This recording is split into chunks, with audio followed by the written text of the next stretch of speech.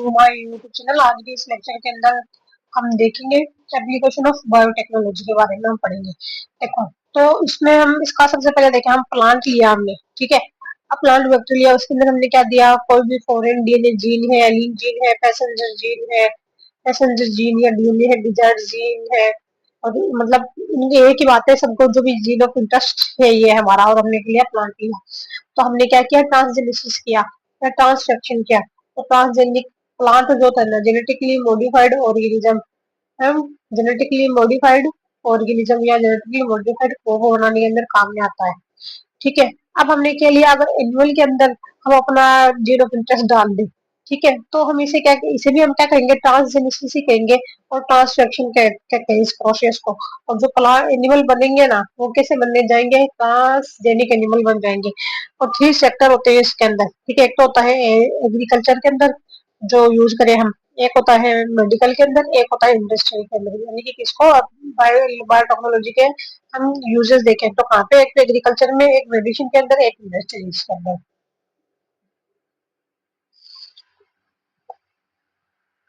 अब देखो, सबसे पहले अगर हम देखें किसके अंदर, एग्रीकल्चर के अंदर अगर हम देखें, तो एग्रीकल्चर के अंदर हम सबसे पहले क्या लेंगे, निप जीन ले, ठीक है, यानी कि साइनोबैक्टीरिया, ठीक है, जो कि क्या है, ब्लू ग्रीन एल्गी है। एग्जाम्पल आ जाता है नोस्टोक एनाबिना, ठीक है।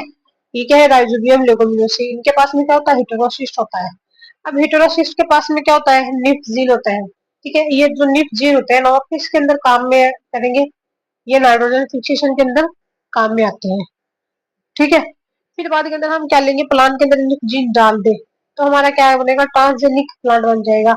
अब प्लांट क्या होता है, वो किसी नाइट्रोजन का फिक्सेशन नहीं कर सकता, तो हमने क्या डाल दिया, ये जो साइनोबैक्टीरिया उससे निप जीन निकाला। निप जीन के पास में क्या होता है, हेटेरोसिस्ट होता है। हेटेरोसिस्ट होता है, हेटेरोसिस्ट में क्या होता है, निप जीन होता है। निप जीन क्या करता है, ये नाइट्रोजन फिक्सेशन करता है। तो हमने क्या करा, डायरेक्ट हेटेरोसिस्ट निप जीन को निकाल लिया और ट्रांसजेनिक प्लांट के अंदर इसको, मतलब प्लांट में हमने डाल दिया, तो हमारा क्या बन जाएगा, ट्रांसजेनिक प्लांट बन जाएगा, जो कुछ नाइट्रोजन फिक्सेशन करने लग जाएगा।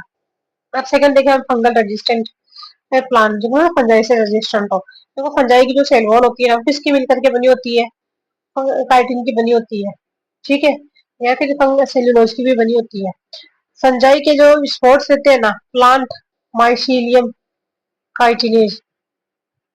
अब देखो, जैसे कि बैसिलस सब्स्टिट्यूलस है, ये एक्टिनो बैक्टीरिया है। इनके पास में क्या होता है, काइटिनेज जीन होता है। ये काइटिनेज जीन जो रहता है ना, मतलब काइटिन एंजाइम का क्या करता है, जो काइटिनेज है एंजाइम है, वो काइटिन का क्या कर देगा, विघटन कर देगा, जिससे मतलब वो फंजाई ना, वो डिग्रेड हो जाती है। जो फंजाई होती है ना, वो उसके ऊपर संक्रमण नहीं कर पाते। मतलब कहने की बात ये है, फंजाई क्या होती है, प्लांट को मतलब इन्फेक्ट करती है, क्योंकि उसके पास में, तो ऐसा क्या करें हम, जो फंजाई अगर प्लांट को इन्फेक्ट करे, तो ना प्लांट ना उसको मार दे फंजाई को, तो हम क्या करेंगे, प्लांट के अंदर एक बैक्टीरिया है, कौन सा, बेसिलस सबटाइटेलिस एक्टिनोबैक्टीरिया। उसके पास में क्या होता है, कार्टिनेज जीन होता है। अब ये कार्टिनेज निकाल करके हम हमारे प्लांट के अंदर बना लेते हैं, जिनको फंगल प्लांट बना ले, तो इसके पास में क्या आ गया, हमारा जो काइटिन जीन है वो आ गया। अब सेकंड टाइम इसको अगर जब भी जो फंजाई है इन्फेक्शन करेगी, तो उसके पास में क्या है, काइटिन। अब काइटिन है तो कार्टिनेज एंजाइम में डायरेक्ट क्या करेगा, फंजाई सेल और उसको डिग्रेड कर देगा, और फंजाई की क्या हो जाएगी, डेथ हो जाएगी।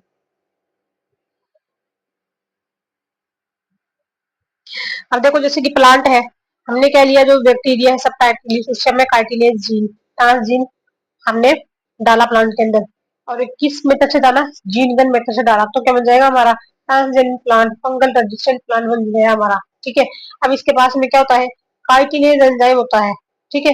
फंजाई का संक्रमण है, वो जो होगा कार्टिलेज, फंजाई की सेल वॉल कार्टिन का क्या कर देता है, विखंडन कर देता है, ठीक है, क्या कर देगा, विखंडन कर देगा। अब देखिए हम टीआई प्लस काइटिन फंजाई की सेलुलोज का क्या कर देगा, विखंडन कर देगा। आप जैसे टीआई प्लाज्मिड देखें, डाइकोट प्लांट में कार्टिलेज जीन का ट्रांसफर टीआई प्लाज्मिड की हेल्प से होता है। मतलब अगर डाइकोट प्लांट देखें, है ना, डाइकोट प्लांट में अगर हमको क्या करना है, कार्टिन जीन का ट्रांसफर करना है, तो हम किसका यूज लेंगे, एंटीबैक्टीरियम टुमिफरेंस का जो है ना, टीआई प्लाज्मिड लेंगे, उसको हम उसमें हमारा जो जीन डाल देंगे, बैक्टीरिया से निकाल करके टीआई कार्टिलेज जीन, और वो प्लांट के अंदर डाल देंगे। फिर देखो, हर्बिसाइड रेजिस्टेंट प्लांट, ठीक है। अब हर्बिसाइड रेजिस्टेंट प्लांट जैसे कि कौन से मतलब बहुत से हर्बीवर अटैक करते हैं प्लांट के ऊपर, जैसे कि पिटूनिया है, टोबैको है, प्लांट टोमेटो है और पिटूनिया है। खरपतवार वीड को नष्ट करने के लिए ये क्या करते हैं, मतलब सीवीड्स को नष्ट करने के लिए है, है। अब ये देखो टोबैको के अंदर हम क्या डालेंगे, एग्रोबैक्टीरियम, एडोबैक्टीरिया से हम क्या निकालेंगे, एरोबैक्टीरियम जीन निकाल देंगे। ठीक है, तो हमारा बन जाएगा ट्रांसजेनिक प्लांट। ग्लाइफोस्फेट का स्प्रे है, नहीं कर देंगे तो भी वो डिजनरेट हो जाएगा। फिर देखो हमारा आ जाता है insect resistant plant. Insect resistant plant के अंदर क्या होता है, जैसे कि बीटी कॉटन है, ठीक है, 2002 के अंदर बनाया गया था ये first commercial BT cotton US से। मोनोसेट मोनोसेंटो बोलगार्ड एंड माइको 2002 ने क्या बनाया, क्या लिया था, बेसिलस thuringiensis जो बैक्टीरिया है उससे लिया था उन्होंने, कराई फर्स्ट एसीजी।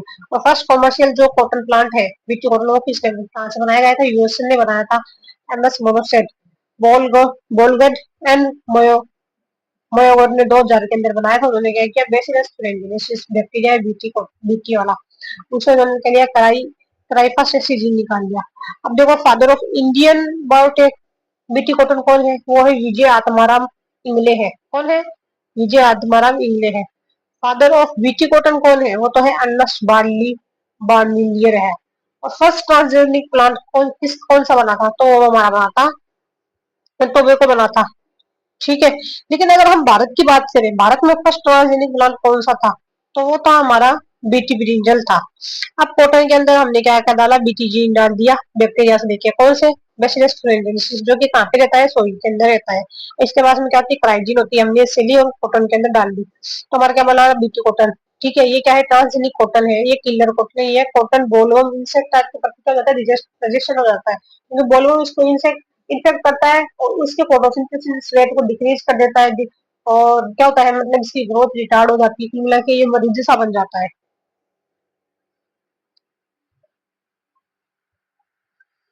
फिर देखो हम बात करें बैक्टीरियल रेजिस्टेंट प्लांट की बात करें, तो इसका एग्जांपल आता है सुडोमोनास सिरिंजी।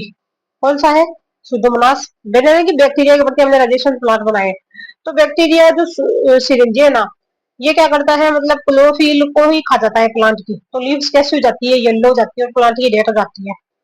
तो हमने क्या लिया, टोबैको प्लांट के अंदर क्या डाला, acetyl transferase enzyme gene, acetyl transferase gene हमने अब डाल दी।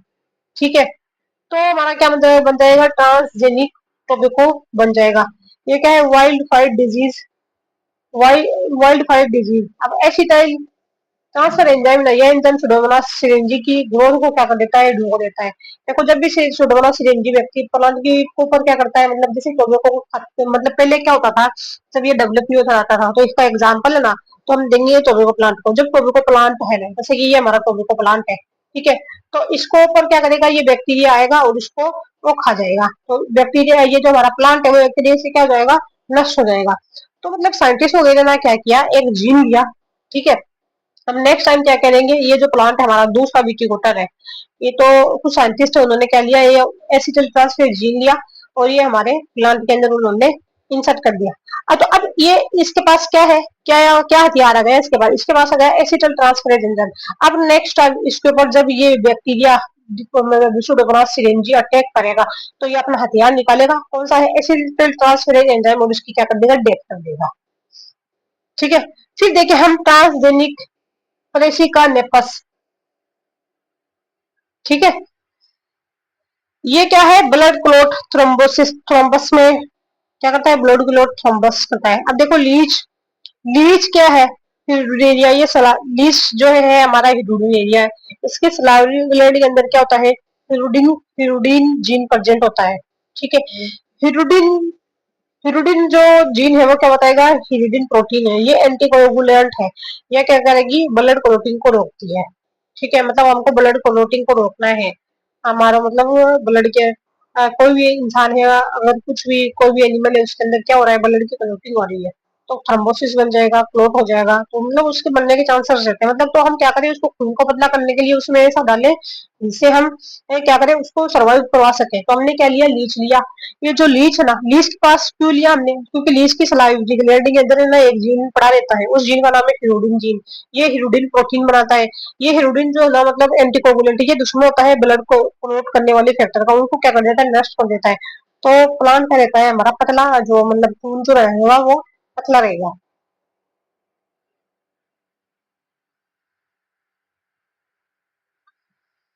फिर देखो, अब ब्रेसिकल नेपस के अंदर हमने क्या डाल दिया, हिरुडिन जीन डाल दिया। क्या डाला, हिरुडिन जीन। तो ट्रांसजेनिक ब्रेसिका नेपस बने। ठीक है। सीड में प्रचुर मात्रा के अंदर अब जो सीड बनेगा ना, हमने प्लांट कौन से लिया, ब्रेसिका नेपस, इसमें हिरुडिन जीन डाला। अब ट्रांसजेनिक क्या बन जाएगी, ब्रेसिक, ब्रेसिका नेपस बन जाएगी। अब सीड में प्रचुर मात्रा में हिरुडिन प्रोटीन प्रेजेंट होती है। सीड में क्या है, हिरुडिन है, यह ब्लड क्लोटिंग को रोकती है। मतलब क्या करेगी, ब्लड क्लोटिंग को रोकेगी अगर हमको किसी भी इंसान के अंदर ब्लड क्लोटिंग को रोकना है। फिर देखो सुपर पोटैटो, जेएनयू के प्रोफेसर आशीष दत्ता ने क्वाशियोकर एवं मशरूम रोग, क्वाशियोकर एवं मशरूम रोग है उसमें उन्होंने बनाया था, क्या बनाया था, सुपर पोटैटो बनाया था। उन्होंने क्या बोला कि उन्होंने लिया अमारंथस ग्रेन की प्रोटीन जीन। अमारंथस ग्रेन जो है, रामदाने बीज में प्रोटीन जीन। ठीक है। अमारंथस ग्रीन की प्रोटीन जीन ली और इन्होंने क्या डाल दी, पोटैटो के अंदर डाल दी, तो हमारा बन जाएगा ट्रांसजेनिक एक पोटैटो। अब ये क्या करेगा, मतलब इसके अंदर स्टार्च है और जो प्रोटीन की अमाउंट है वो ज्यादा होगी। फिर देखो सुपर बग। आप सुपर बग क्या करें, प्रोफेसर आनंद चक्रवर्ती ने सुडोमोनास पोटेटा से सुपर बग का निर्माण किया था। किसने किया था, जो प्रोफेसर आनंद चक्रवर्ती है, उन्होंने सुडोमोनास पोटेटा से क्या क्या बनाया, सुपर बग का निर्माण किया। यह सुपरबग जल की सतह पर उपस्थित हाइड्रोकार्बन एवं ऑयल सब्सटेंस का डिग्रेडेशन कर देते हैं। मतलब अगर वाटर की सरफेस के ऊपर क्या आ जाते हैं, हमारे हाइड्रोकार्बन आ जाते हैं और ऑयली सब्सटेंस आ जाते हैं, तो उनको ये खाने का काम करता है, उनको यह दुश्मन होता है। किसने किया था ये काम, हमारे जो श्री प्रोफेसर आनंद चक्रवर्ती है, उन्होंने किससे बनाया था, ये सुडोमोनास पोटेटा से क्या बनाया, सुपरबग बनाया था। ठीक है।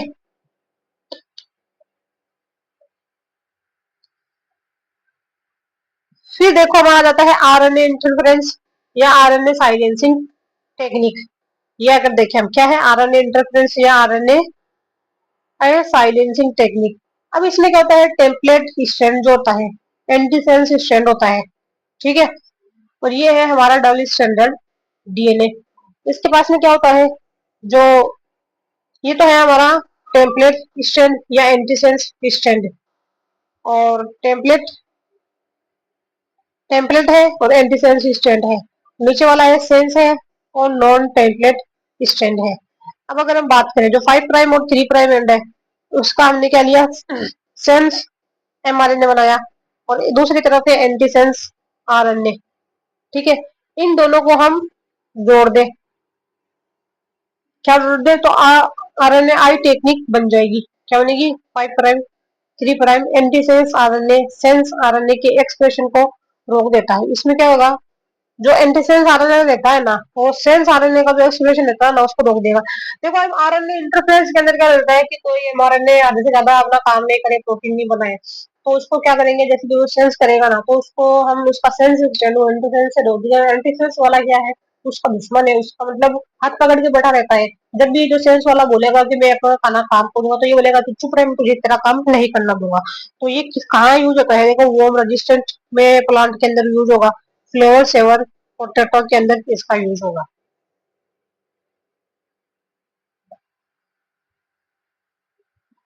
फिर देखो 9 की अगर हम बात करें, तो कौन सा है हमारा, 9 है हमारा वोम रजिस्टर्ड प्लांट। ठीक है। जैसे कि है निमाटोड, मेलिडोगाइन या इंकोगिनिशिमा। कौन है निमाटोड से, मेलिडोगाइन है और इंकोगिनिशिमा। तंबाकू, ये क्या कर रहा है, तंबाकू की रूट पर संक्रमण करके तंबाकू के प्रोडक्शन को कम कर देता है। देखो जो निमाटोड कौन सा है, मिलिडोगाइन इंफुगनीशिमा। ये क्या करता है, हमारे जो तंबाकू भाई साहब है, ठीक है, उसके रूट पे जाएगा और उसको क्या करेगा, खराब कर देगा। अब उससे क्या होगा, हमारा तंबाकू का प्रोडक्शन कम हो जाता है। ठीक है, ये बात ध्यान रखें। ट्रांसजेनिक तंबाकू बनाने के लिए आरएनए का हम यूज करते हैं। तो इसमें हम क्या कर देंगे, ट्रांसजेनिक प्रोडक्ट बनाने के लिए आरएनए का हम यूज करेंगे। ठीक है, ये जो आरएनए होता है ना, वो क्या करता है, स्पेसिफिक एमआरएनए के साथ इनका कॉम्प्लीमेंट्री आरएनए, मतलब जो आरएनए रहता है ना, इनका कॉम्प्लीमेंट्री आरएनए एंटीसेंस आरएनए वो जुड़ जाता है। फिर होता है फ्लेवर सेवर टोमेटो। कैलिफोर्निया की एक कंपनी, केलाजीन कंपनी ने ये बनाया था। मतलब जो है कैलिफोर्निया जो है उसकी एक कंपनी है, कौन सी, केलाजीन कंपनी। उन्होंने बनाया था कब, 1980 के अंदर बनाया था। अब देखो, अब हम देखें पिटोम 5, पिटोम 6, पिटोम पिटोम 5 जो है, 5 का याद रखना, ये है पोलिटीन एंड लाइकोपीन का सिंथेसिस करती है। किसका सिंथेसिस करेगी, पोलिटीन और लाइकोपाइन का सिंथेसिस करती है। और पिटोम 6 जो है, बीटा पोलीगलेक्टो यूरिनेज एंजाइम का सिंथेसिस करती है। और पिटोम जो है फ्रूट राइपनिंग के अंदर हेल्प करती है। पिटोम जो है किसमें, फ्रूट राइपनिंग, जो राइपनिंग पीरियड है डिले हो जाता है, तो ये क्या करेगी, मतलब हम पिटोम डाल दे तो फ्रूट राइपनिंग में काम आएगी। अब देखो बीटा पोली पोलीगलेक्टो यूरिनेज एंजाइम, एमएल मिडिल लेमिना को क्या करता है, डिसॉल्व कर देता है। ये जो मिडिल लेमिना है ना, पिटोम बीटा पोलीगलेक्टो यूरिनेज, जो मिडिल लेमिना है उसको क्या कर देगा, डिसॉल्व कर देगा। ये मिडिल लेमिना पे क्या होता है, कैल्शियम मैग्नीशियम पेक्टेट होता है। ठीक है,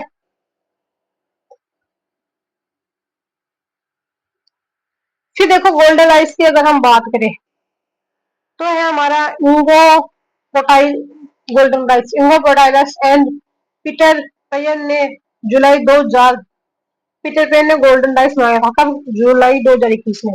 गोल्डन राइस देखो, इंगो पोटाई पोटाइरिकस एंड पीटर पेयन ने गोल्डन राइस बनाया था कब, जुलाई 2021 के अंदर। इन्होंने क्या लिया था, राइस लिया। ठीक है, अब राइस के अंदर उन्होंने क्या डाला, बीटा कैरोटीन जीन डाल दी। क्या डाली, बीटा कैरोटीन जीन। ये क्या है, फाइटिन सिंथेज सिंथेज जीन। इन्होंने क्या लिया, मक्के से क्या लिया था, फाइटोन सिंथेज जीन। और एफोडिल्स पादप यूरिनिया यूरोडोगोरा बीटा कैरोटीन जीन। देखो गोल्डन राइस, ट्रांसजेनिक राइस बन गया। इसमें क्या होगी, स्टार्च से विटामिन ए की मात्रा है वो ज्यादा होती है। फिर देखो मेल स्टेबिलिटी प्लांट की अगर बात करें, तो एग्जांपल आ जाता है इसका, मस्टर्ड आ जाता है। क्या है मेल स्टेबिलिटी एग्जांपल अगर देखें हम, तो है मस्टर्ड। अब देखो तोरैया प्लांट। ठीक है, अब तोरैया प्लांट के अंदर हमने क्या लिया, बार्नेट जीन। ठीक है, कैपिटल एमआरएनए के निर्माण को अवरुद्ध कर देता है, मतलब कैपिटल एमआरएनए का निर्माण ये नहीं होने देता है, बार्नेट जीन जो है। ट्रांसजेनिक प्लांट बन जाएगा इससे, माइक्रोस्पोर पोलन ग्रेन को nutrition nutrition microspore pollen grain को न्यूट्रिशन पोषण प्रदान करता है। ठीक है,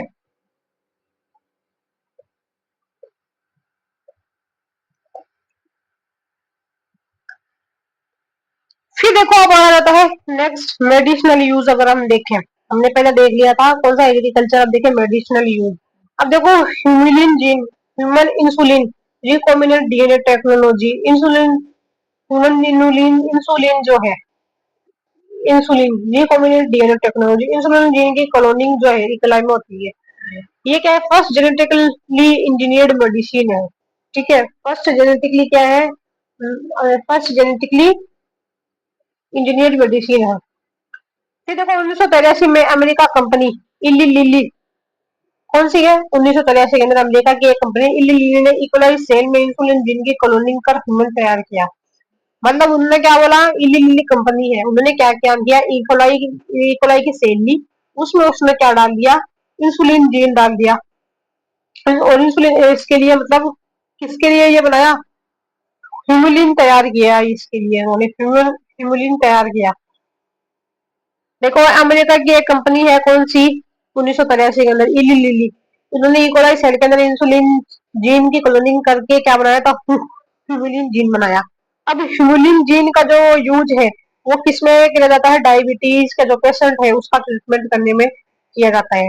इंसुलिन जीन को कोपिड की पेनक्रियाज की बीटा सेल से आइसोलेट किया जाता है। मतलब काउ जो है, या फिर पिग है, ठीक है। कौन सा हमारा काउ है और पिग है। उनकी जो पेन क्रिया है ना, पेन क्रिया के अंदर एक सेल है जिसका नाम है हमारी बीटा सेल, वहां से उन्होंने इसको आइसोलेट किया था, ठीक है।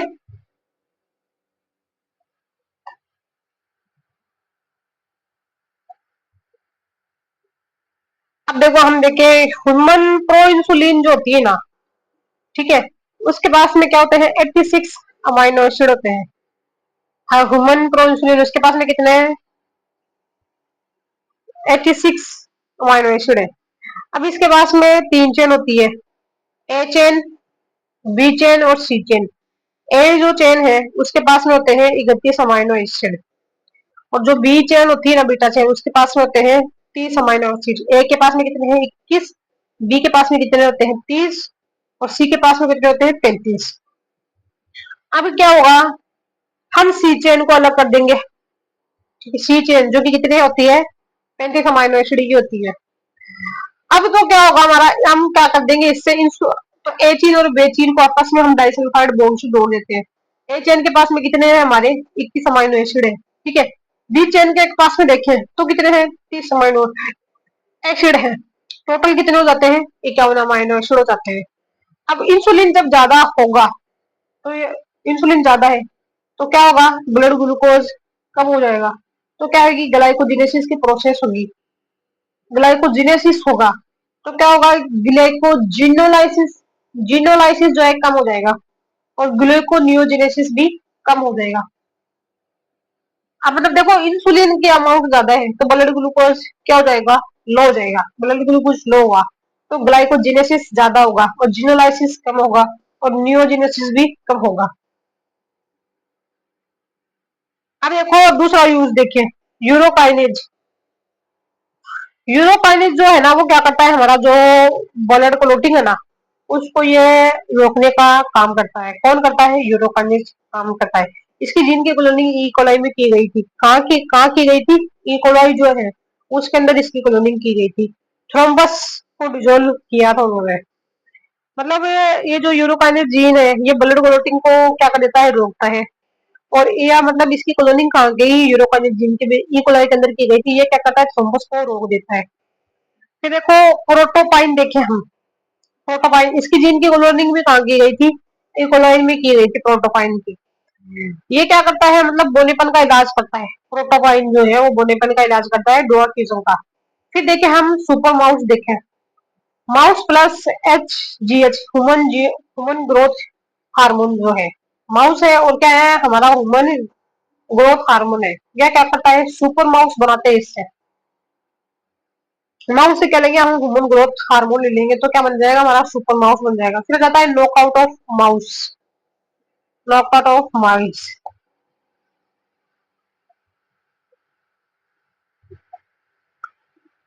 फिर देखिए पांचवा जाता है ट्रांसजेनिक शिफ्ट। देखो मीट प्रोडक्शन इंक्रीज हो जाता है जब हम ट्रांसजेनिक शिप बनाते हैं। वूल का प्रोडक्शन इंक्रीज होता है, ठीक है। मतलब एक तो उसमें जो गोश्त है वो ज्यादा बनेगा और ऊन जो है ज्यादा बनेगी, स्वेटर बनाने में काम आएगी। वुमेन के डिसऑर्डर जैसे एम्फाइसीमा को दूर करने वाली जीन एएटीटी, अल्फा एंटीट्रिप्सिन की कोलोनिंग करना। मतलब वुमेन के अंदर एक डिसऑर्डर होता है, कौन सा होता है, एम्फाइसीमा। इसको दूर करने के लिए एक जीन होती है, उसकी दुश्मन होती है एएटीटी, जिसका नाम है अल्फा एंटीट्रिप्सिन, इसकी कोलोनिंग की जाती है।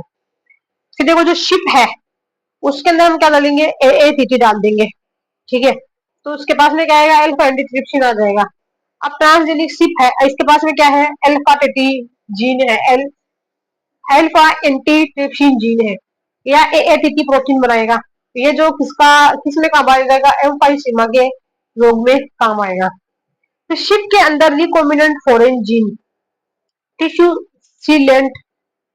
देखो शिप के अंदर क्या होता है, रिकॉम्बिनेंट फॉरेन जीन का निर्माण किया गया था, जिसे हम क्या कहते हैं, फॉरेन जीन जो है टिश्यू सीलेंट। तो देखो ट्रेसी शिप जो है उसके पास में क्या होता है, ट्रेसी शिप एक तो ह्यूमन ग्रोथ हार्मोन और एक होता है एएटीटी, अल्फा एंटीट्रिप्सिन। फर्स्ट मेमेलियन कॉलोनिंग जो है कब की गई थी, 1995 से 96 में डोली शिप की करी गई थी। मेमेलियन कॉलोन जो है, ठीक है, काउ मेमेलियन कॉलोन कब बनाया गया था? 1997 में बनाया गया था काउरोजी। ठीक है, कब किसमें बनाएगा? काउरोजी के अंदर।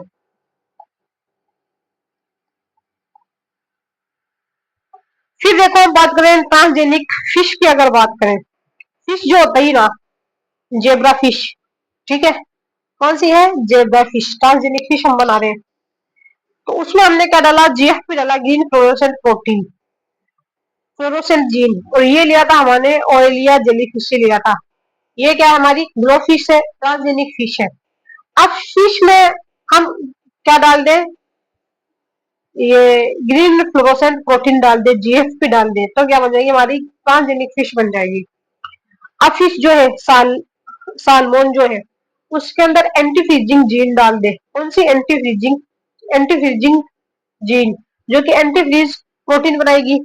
तो ये क्या बोलेगी? जो बॉडी के अंदर आइस क्रिस्टल बनते हैं ना, एंटी फ्रीजिंग जीन, उसको नहीं बनने देगी।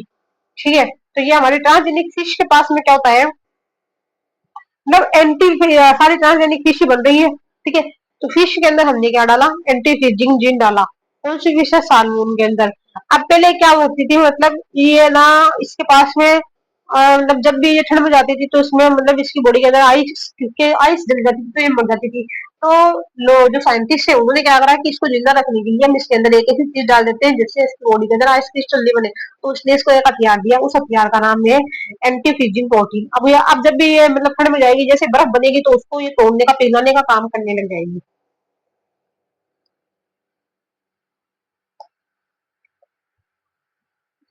फिर देखो आ जाता है हमारा ट्रांसजेनिक काउ।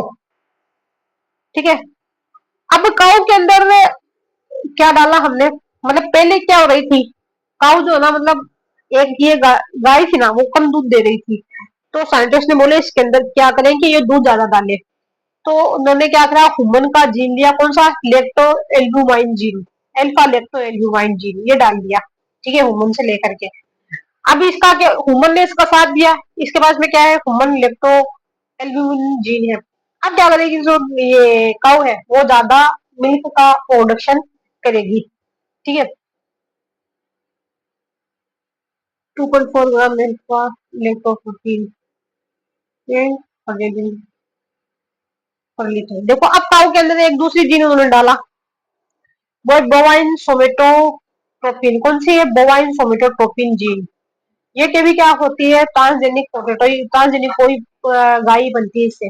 ये क्या करती है? 2.4 ग्राम एल्फा लेक्टो एल्बुमिन प्रोटीन जो है प्रेजेंट होती है पर लीटर के अंदर। फिर देखो ईस्ट के अंदर क्या करा इन्होंने? ईस्ट से इन्होंने लिया अल्फा अमाइलेज। अल्फा अमाइलेज जो था ना, वो डाइजेशन करता है किसका? कार्बोहाइड्रेट का। ठीक है, ठीक बात। और एसओडी जीन डाला उन्होंने, सुपरओसा डिस्मुटेज। तो ये किस में यूज करेगा? अर्थराइटिस के में यूज करता है। अगर हिरोडिजीन जीन डाल दे, एंटीकोगुलेंट जीन डाल दे इसके अंदर, तो ये ब्लड क्लॉटिंग को रोक देगा। और हम क्या करेंगे? इसके द्वारा रिकॉम्बिनेंट वैक्सीन भी यूज बना सकते हैं। तो सेकंड एंड थर्ड जनरेशन के vaccine, hepatitis B vaccine second generation में यूज किया जाता है। सेकंड एंड थर्ड जनरेशन के वैक्सीन, हेपेटाइटिस बी वैक्सीन और सेकंड जनरेशन वैक्सीन यूज किया जाता है।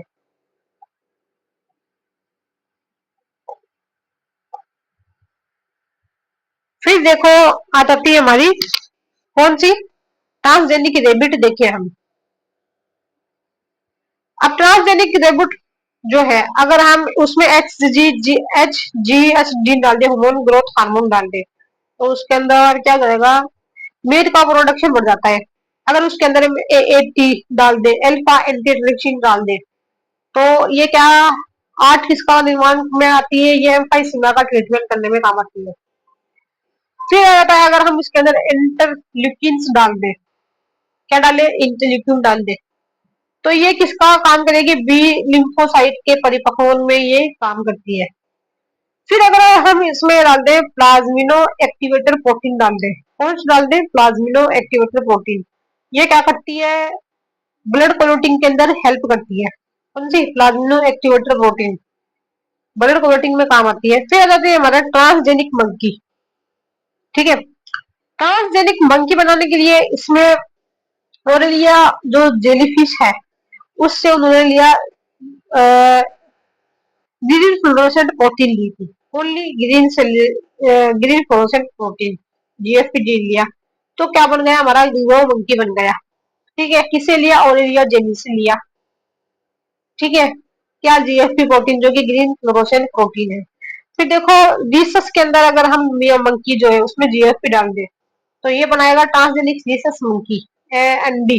कब बनाया गया था, 1 अक्टूबर 2001 में बनाया गया था। फिर देखो प्रोडक्शन ऑफ इंटरफेरोन्स, इंटरफेरोन्स के लिए हम क्या बनाते हैं, एंटीवायरल प्रोटीन बनाते हैं, जो कि वायरस की ग्रोथ को कम करे, ट्यूमर का निर्माण रोकती है और एंटी कैंसर प्रॉपर्टी में काम आती है। फिर आ जाती है इंटरफेरोन्स, इंटरफेरोन आती है inter INF alpha, INF beta, INF gamma.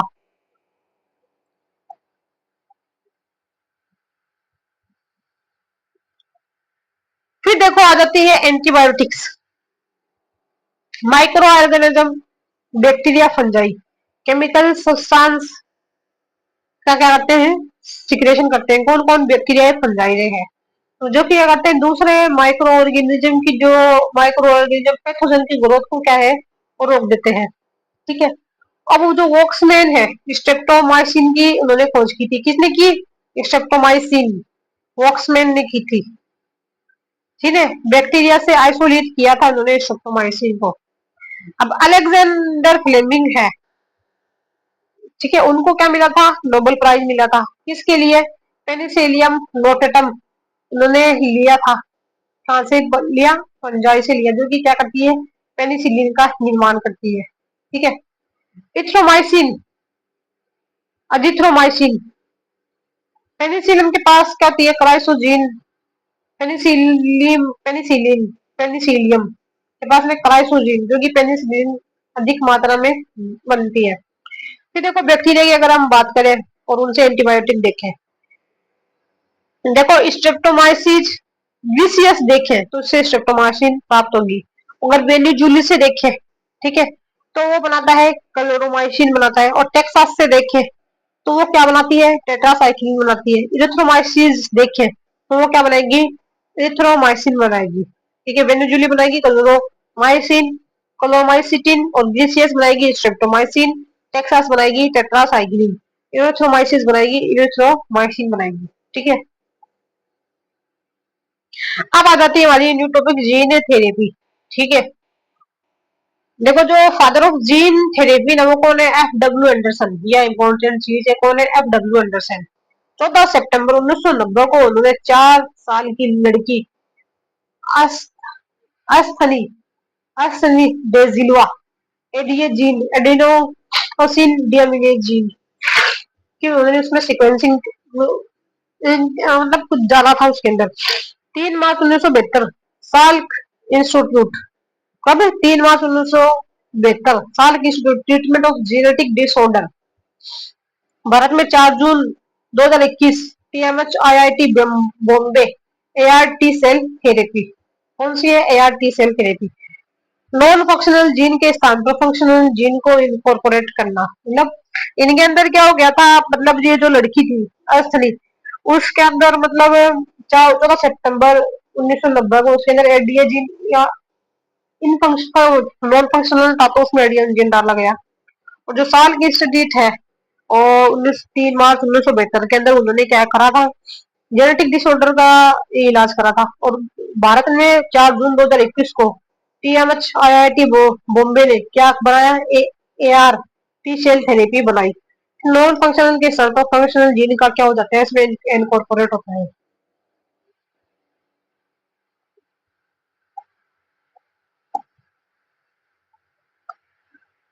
अब देखो हम बात करें, जो 1990 में 4 साल की एक गर्ल थी, उसकी जो एडीए जीन था ना, उसका नॉन फंक्शनल था। Adenosine deaminase enzyme deficiency, no synthesis of adenosine deaminase enzyme, तो एडिनोसिन डीएमिनेज एंजाइम वो तो नहीं हो रहा था। तो उस लड़की के अंदर क्या हुआ, बी सेल जो टी सेल है उसका मेचुरेशन नहीं हुआ, तो उसका इम्यून सिस्टम क्या हो गया, फेल हो गया उस लड़की का। क्योंकि बी टी सेल क्यों, कौन जन्म देता है, मतलब एक्टिव कौन करता है, मेच्योर कौन करता है, एडिनोसिन डीएमिनेज एंजाइम करता है। तो उसको क्या हो गया, सीवियर कंबाइंड इम्यूनोडिफिशियंसी सिंड्रोम हो गया। LCID सिंड्रोम हो गया था उस लड़के को, severe combined immuno deficiency syndrome. अब क्या किया, जो मतलब ये वैज्ञानिक थे, उन्होंने क्या लिया, एक हेल्दी पर्सन से एडीए जीन ले लिया, ठीक है। अब उन्होंने क्या लिया है, तो ये जो वेक्टर, वायरल वेक्टर है, इसकी आउटर लेयर, ये जो प्रोटीन कोट वाली जो लेयर है, उसको क्या बोलते हैं, कैप्सिड बोलते हैं। इसके पास में क्या होता है, सिंगल स्टैंडर्ड आरएनए होता है, ठीक है। और ये क्या है हमारा रेट्रोवायरस, से उन्होंने क्या लिया, सिंगल स्टैंडर्ड आरएनए को लिया, ठीक है। अब इस सिंगल स्टैंडर्ड आरएनए को रिवर्स ट्रांसक्रिप्टेज एंजाइम से क्या बनाया, कॉम्प्लीमेंट्री डीएनए बना लिया, ठीक है। अब डीएनए पॉलीमरेज से उन्होंने क्या बनाया, इसके अंदर डीएनए पॉलीमरेज एंजाइम से मतलब डीएनए की कॉपी बनानी है इनको, ठीक है। अब इन्होंने क्या लिया, जो हेल्दी पर्सन का एडीए जीन था उसमें ये जो रिवर्स, ये जो रेट्रोवायरस का आरएनए, उससे हमने क्या बनाया, सी डीएनए बनाया। सी डीएनए को बना करके उनने उसमें डाल दिया, ठीक है।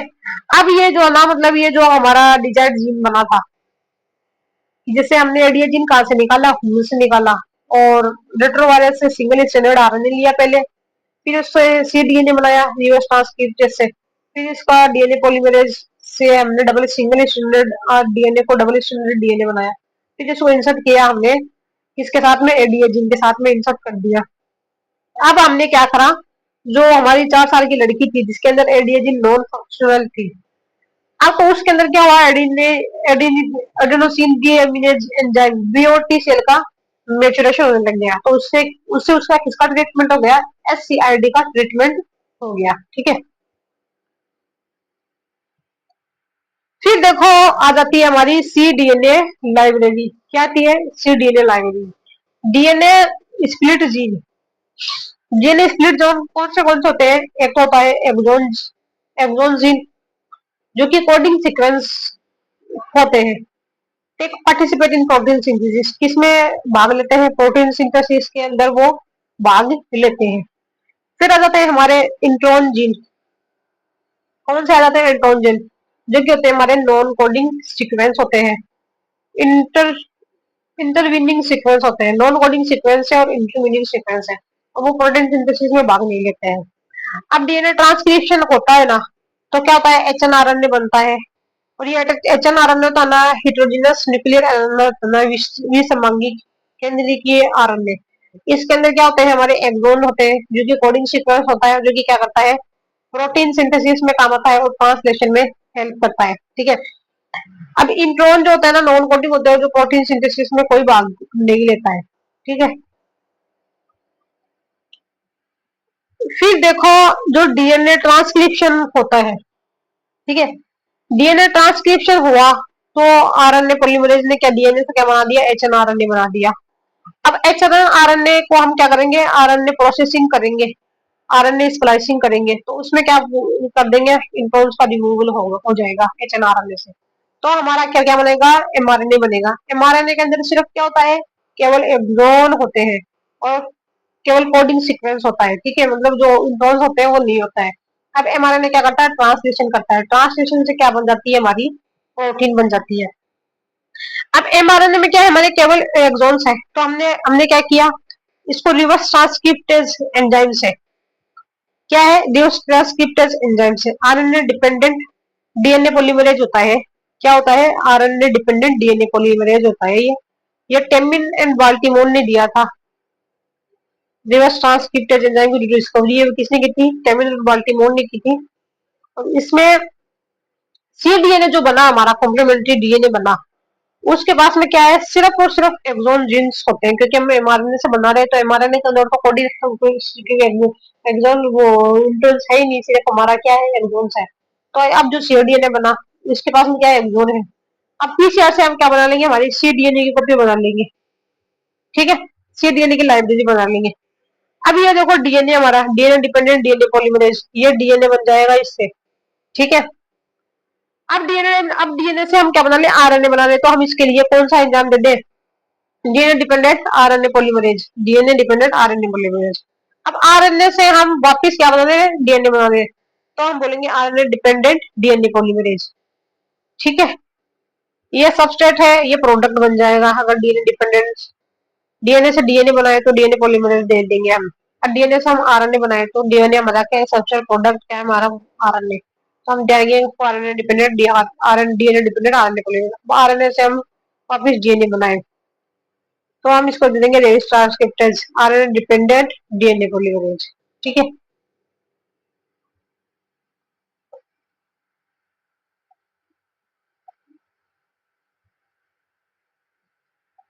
फिर देखो आ जाती है हमारी पॉलीमरेज चेन रिएक्शन। कौन सी रिएक्शन है? Polymerase chain reaction. ये क्या है? एक जीन मशीन होती है, थर्मल साइक्लर, हाई टेम्परेचर पर काम करती है। इन विट्रो टेक्निक यही है। ठीक है, इसको हम जीन एम्प्लीफिकेशन टेक्निक भी बोलते हैं। और ये किसने डेवलप करी थी? 1985 या 83 के अंदर, मतलब एग्जैक्ट डेट का पता नहीं है, कैरी मुलस ने डेवलप की थी। 1993 में इसके लिए इनको क्या मिला था? सॉरी, 1993 में इसको क्या मिला? नोबेल प्राइज मिला था। पीसीआर के अंदर क्या होता है? किसी भी डिजाइन की हजारों लाखों कॉपीज कुछ ही घंटों में बन जाती है, मिलियंस ऑफ कॉपीज कुछ ही घंटों में हम बना देते हैं। अब हम रिक्वायरमेंट देखें पीसीआर की, तो क्या क्या होती है? टेम्पलेट डीएनए जीन होता है, डिजाइर्ड डीएनए होता है। ठीक है, क्या होता है? टेम्पलेट डीएनए होता है, जीन या डिजाइर्ड जीन होता है। फिर होता है प्राइमर होता है, डीएनए के स्मॉल फ्रेगमेंट्स होते हैं 17 से 23 न्यूक्लियोटाइड के। प्राइमर क्या होते हैं? डीएनए के स्मॉल फ्रेगमेंट है 17 से 23 न्यूक्लियोटाइड के। अब प्राइमर और दूसरा क्या होता है? प्राइमर क्या होता है? एक तो होता है फॉरवर्ड, एक होता है बैकवर्ड। थर्ड होता है हमारा टार्क डीएनए पॉलीमरेज। ये टार्क डीएनए पॉलीमरेज होता है जो हाई टेम्परेचर पर काम करता है, कितने पर? 72 डिग्री से 80 डिग्री सेंटीग्रेड पर। तो इसको को फैक्टर्स चाहिए होते हैं, जैसे कि बाइवेलेंट कैटायन या डाई कैटायन Mg+2 या Mn+2। इसको क्या चाहिए होते हैं? Mg+2 या Mn+2 चाहिए होते हैं।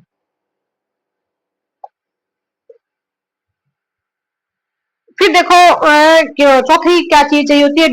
डीएनटीपी चाहिए होती है, डी ऑक्सी न्यूक्लियोटाइड ट्राइफॉस्फेट चाहिए होते हैं। कौन सी? डी ऑक्सी न्यूक्लियोटाइड ट्राइफॉस्फेट, जैसे कि डीएटीपी है, डीजीटीपी है, डीसीटीपी है, डीटीटीपी है। सात डीएनए पॉलीमरेज जो होते हैं ना, एक्सट्रीम एक्सट्रीमोजाइम्स होते हैं। एक्सट्रीमोजाइम्स किन्हें कहते हैं? जो कि हाई टेम्परेचर 72 से 80 डिग्री के ऊपर काम करता है, उन्हें हम कहते हैं। अब ये जो टार्क डीएनए पॉलीमरेज है ना हमारा, थर्मस एक्वाटिकस, ये कहाँ से लिया जाता है? गर्म जल के स्रोतों में पाए जाने वाले बैक्टीरिया थर्मस एक्वाटिकस से इसको सेपरेट किया जाता है। देखो वेट डीएनए पॉलीमरेज, थर्मोकोकस लिटोरेलिस, ये इंपोर्टेंट बात है। कौन सी? Wait DNA polymerase. इसको क्या था?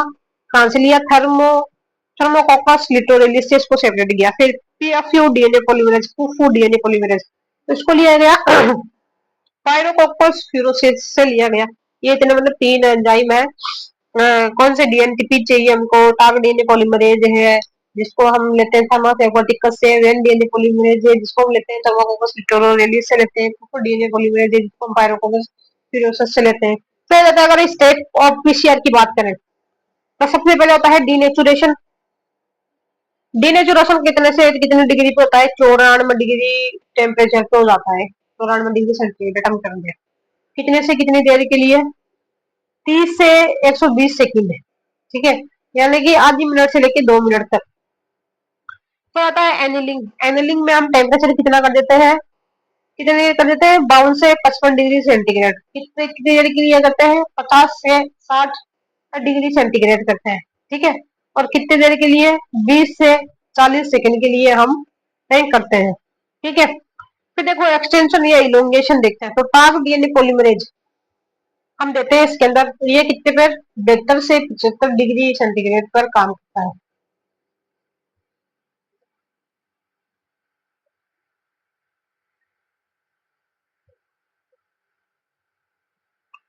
फिर देखो सबसे पहले हमने क्या लिया? हम देखें डीनेचुरेशन की प्रोसेस देखिए, हमने डबल स्टैंडर्ड डीएनए लिया। डीनेचुरेशन करेंगे हम तो टेम्परेचर कितना कर देंगे? 90 से 95 डिग्री सेंटीग्रेड कर देंगे। तो हमारा जो है मतलब जो सिंगल स्टैंडर्ड डीएनए का निर्माण हो जाएगा। लेकिन अगर हम रूम टेम्परेचर कितना कर दें? 25 से 40 डिग्री सेंटीग्रेड कर दें, तो 40 डिग्री सेंटीग्रेड पे क्या होता है? री एनिलिंग, मतलब एनिलिंग होने लग जाती है, यानी कि दोनों स्टैंड अलग हुए वापिस जुड़ने लग जाएंगे। रीनेचुरेशन इसको बोलेंगे। लो टेम्परेचर पर होता है ये 40 डिग्री सेंटीग्रेड पे। देखो डीनेचुरेशन के अंदर क्या होता है? जो डबल स्टैंडर्ड डीएनए रहता है, वो क्या होता है, मतलब 95 से 90 से 95 डिग्री सेंटीग्रेड पे काम करता है। और तो इस पर पे क्या होता है, मतलब जो हमारे दोनों स्ट्रैंड सेपरेट हो जाएंगे और डीएनए प्राइमर आकर के बाइंड हो जाएंगे। अब एनेलिन के अंदर क्या होता है, एनेलिन के अंदर होता है एडिशन ऑफ डीएनए प्राइमर्स। एडेनिलिन के अंदर क्या हो जाएगा, एडिशन ऑफ डीएनए प्राइमर होता है 52 से 60 डिग्री सेंटीग्रेड। कितना होता है, 52 से 60 डिग्री सेंटीग्रेड होता है, डीएनए प्राइमर ऐड हो जाते हैं एनेलिन के अंदर। और डीएनटीपीज 75 से 52 72 से 75 डिग्री सेंटीग्रेड। तब डीएनए पॉलीमरेज है जो बाइवलेंट कैटायन या डाइवलेंट कैटायन इनकी प्रस्तुति इनको रिक्वायरमेंट होती है। फिर होता है हमारा एक्सटेंशन या फिर इलोंगेशन। थर्ड प्रोसेस होती है एक्सटेंशन या इलोंगेशन होती है।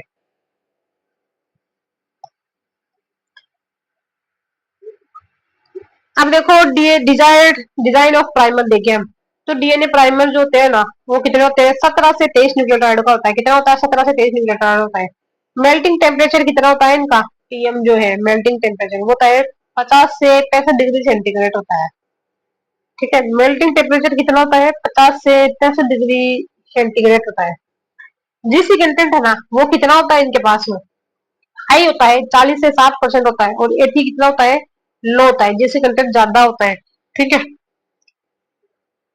डीएनए प्राइमर के पास में क्या होता है, जीसी कंटेंट ज्यादा 40 से 60% और एटी कम।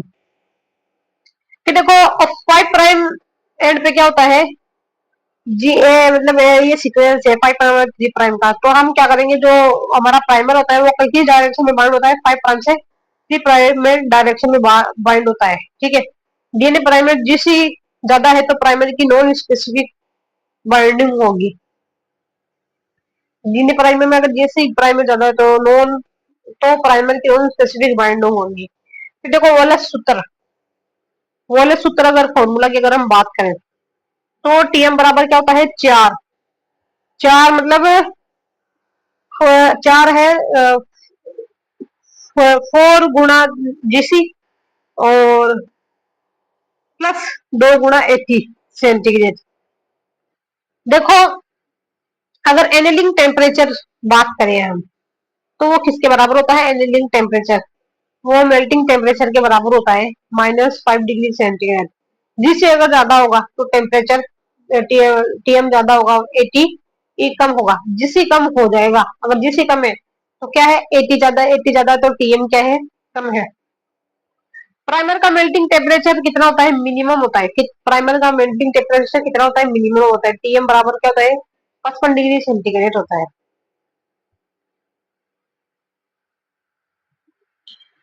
अब देखो अगर हम बात करें, ये हमारा डीएनए दे रखा है, अगर हमको कंटेंट मानने की बात की जाए तो उसमें कितना है, देखो टीएम बराबर क्या होता है, टीएम बराबर होता है 4 जीसी गुणा 280। ठीक है, तो अब जी कितने इसमें, 2 4 6, देखो जी की बात करें, 1 2 2 3 4, 4 और एक ये 5।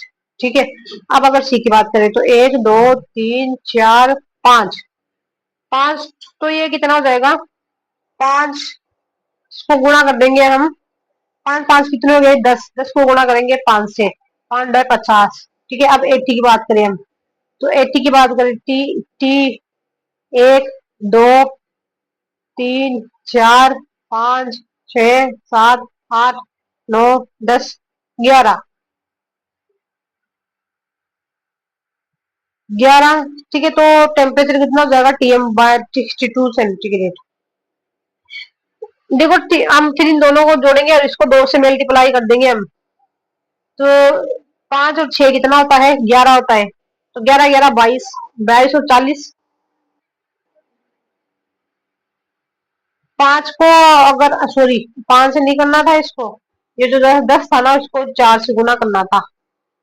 ठीक है, तो ये हो जाता है 40 प्लस ये कितना हुआ हमारा, कितना था, 11। 11 को किससे करना है, 2 से करना है, तो ये हो जाता है हमारा 22। तो 22 और 40 कितना हो गया, ये 60 और 62 डिग्री टेम्परेचर हो जाता है। तो टी ए बराबर क्या है, मतलब अंदर टेम्परेचर टीएम के बराबर होता है -5 डिग्री सेंटीग्रेड। ठीक है, अब टीएम कितना है हमारा, टेम्परेचर टीएम बराबर कितना, 62 में से अगर हम बात करें देखो जो एनेलिंग टेम्परेचर होता है वो Tm-5 डिग्री होता है।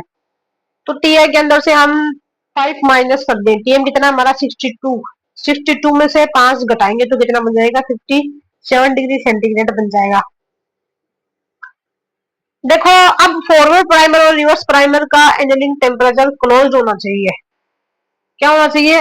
एनेलिंग टेम्परेचर जो है टीए जो है एनेलिंग टेम्परेचर जो है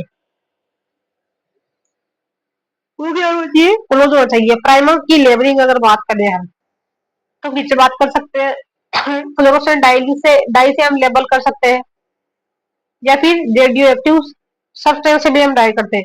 फॉरवर्ड प्राइमर जो होता है ना वो 5 प्राइम टू 3 प्राइम डायरेक्शन में बाइंड करता है, और जो बैकवर्ड रिवर्स प्राइमर जो होता है वो 3 प्राइम से 5 प्राइम डायरेक्शन के अंदर बाइंड करता है। ठीक है।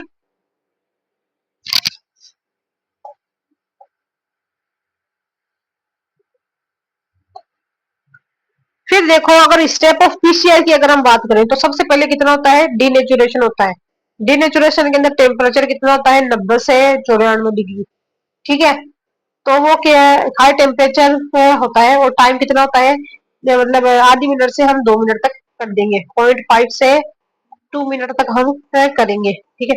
इस टाइप ऑफ पीसीआर की अगर बात करें तो एनिलिंग की जब बात करें हम तो एनिलिंग के अंदर कितना होना चाहिए? टेम्परेचर 52 से 60 डिग्री ये होना चाहिए। ठीक है। एनिलिंग टेम्परेचर कितना होता है? 52 से 60 डिग्री होता है, और 55 डिग्री लिए हम करेंगे, और टाइम होता है इसका 20 से लेकर 40 सेकंड तक होता है। अब देखो एडिशन ऑफ प्राइमर की बात करें हम at template instant desired gene, मतलब कहाँ पे होता है प्राइमर का? टेम्पलेट पे होता है और डिजायर्ड जीन पे होता है। एक्सटेंशन की अगर बात करें, इलोंगेशन जो होता है, इलोंगेशन में टेम्परेचर कितना होता है? 72 से 75 डिग्री होता है, 72 से 75 होता है। और इसमें कौन काम करता है? टैक डीएनए पॉलीमरेज काम करता है, जिसको डाइवेलेंट कैटायन चाहिए होते हैं Mg+2 और Mn+2। और साथ में क्या होता है? डीएनटीपीज को ये ऐड करता है। कितने करता है? 1000 न्यूक्लियोटाइड्स को ऐड करता है पर मिनट सिंगल स्टैंड के ऊपर। ठीक है, मतलब 1000 न्यूक्लियोटाइड करता है पर मिनट सिंगल स्टैंड के ऊपर। तो 1000 बेस पेयर मतलब 1000 बेस पेयर कर देगा बोथ स्टैंड के अंदर पर मिनट के ऊपर। देखो पीसीआर में एपेंडोफ ट्यूब का यूज किया जाता है। किसका यूज किया जाता है? एपेंडोफ ट्यूब का यूज किया जाता है।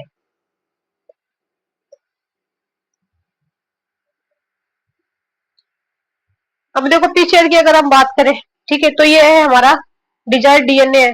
टेम्परेचर कितना रखेंगे? हम डीनेचुरेशन करना है, तो डीनेचुरेशन के लिए हम टेम्परेचर लेंगे 90 से 94 degree centigrade high temperature. DNA strand के मध्य जो हाइड्रोजन बॉन्ड है वो तोड़ देता है। टेम्पलेट जो दोनों स्ट्रैंड है वो क्या हो जाएंगे?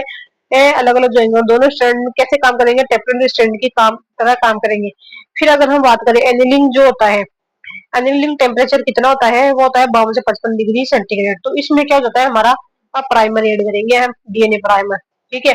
5 प्राइम टू 3 प्राइम डायरेक्शन, और 3 प्राइम टू 5 प्राइम डायरेक्शन, मतलब 5 प्राइमर जो है मतलब 5 प्राइम से 3 प्राइम डायरेक्शन में बाइंड हो जाते हैं। ठीक है। अब ये जो मतलब एक तो मतलब इधर जो राइट 3 प्राइम जो हमारा 3 प्राइम और 5 प्राइम टेम्पलेट है, तो फॉरवर्ड होता है हमारा 5 प्राइम 3 प्राइम, और एक रिवर्स प्राइम है जो लोअर स्ट्रैंड के ऊपर बाउंड होता है, वो भी 5 प्राइम टू 3 प्राइम डायरेक्शन में काम करता है रिवर्स प्राइम में। ठीक है। फिर देखो एक्सटेंशन के अंदर क्या होता है? किताब डीएनए पॉलीमरेज हम ऐड कर देंगे, जो कि Mg+2 Mn+2 डीएनटीपी, जैसे कि डीएटीपी, डीजीटीपी, डीसीटीपी, डीटीटीपी। ठीक है। ये सब ऐड करते हैं, ये सब सारे। तो एक साइकिल के अंदर ये बन जाता है हमारा। ठीक है। और ये एक साइकिल में क्या बन जाएगा हमारा? एक डीएनए से 2 डीएनए मोलिक्यूल बन जाएंगे। फिर देखो आरटीपीसीआर की अगर बात करें हम, रिवर्स ट्रांसक्रिप्टेज पीसीआर, जिसको हम बोलते हैं रियल टाइम पीसीआर, और ये कोरोना वायरस के टेस्ट रेट्रोवायरस के यूज में काम में लिया जाता था। अगर हम इम्पोर्टेंस की बात करें, सेल फ्री टेक्निक में इसका यूज आता है। जो बफर पीएच रहता है वो कितना रहता है? 8.4 से 8.8 एल्कलाइन पीएच है ये।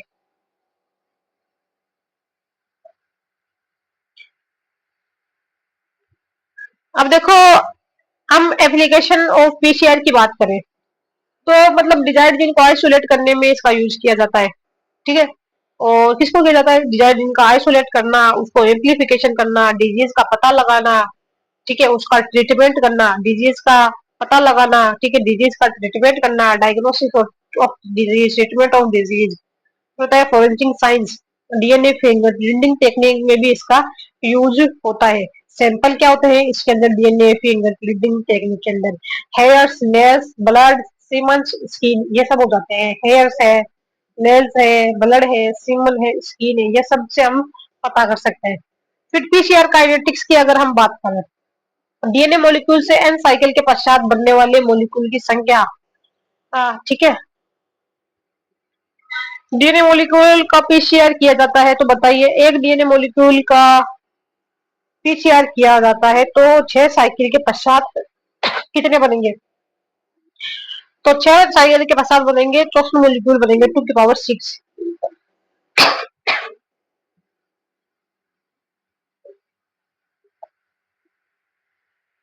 अब देखो बात करें हम, जैसे कि n बराबर n नॉट इंटू 2 की पावर n, एक डीएनए मॉलिक्यूल n बराबर 6, तो n n बराबर NO गुणा गुणा 2n की पावर 6, तो 2 की पावर 6 लगेंगे, हम 64 हो जाएंगे। इफिशियंसी क्या हो जाएगी, 80% हो जाएगी।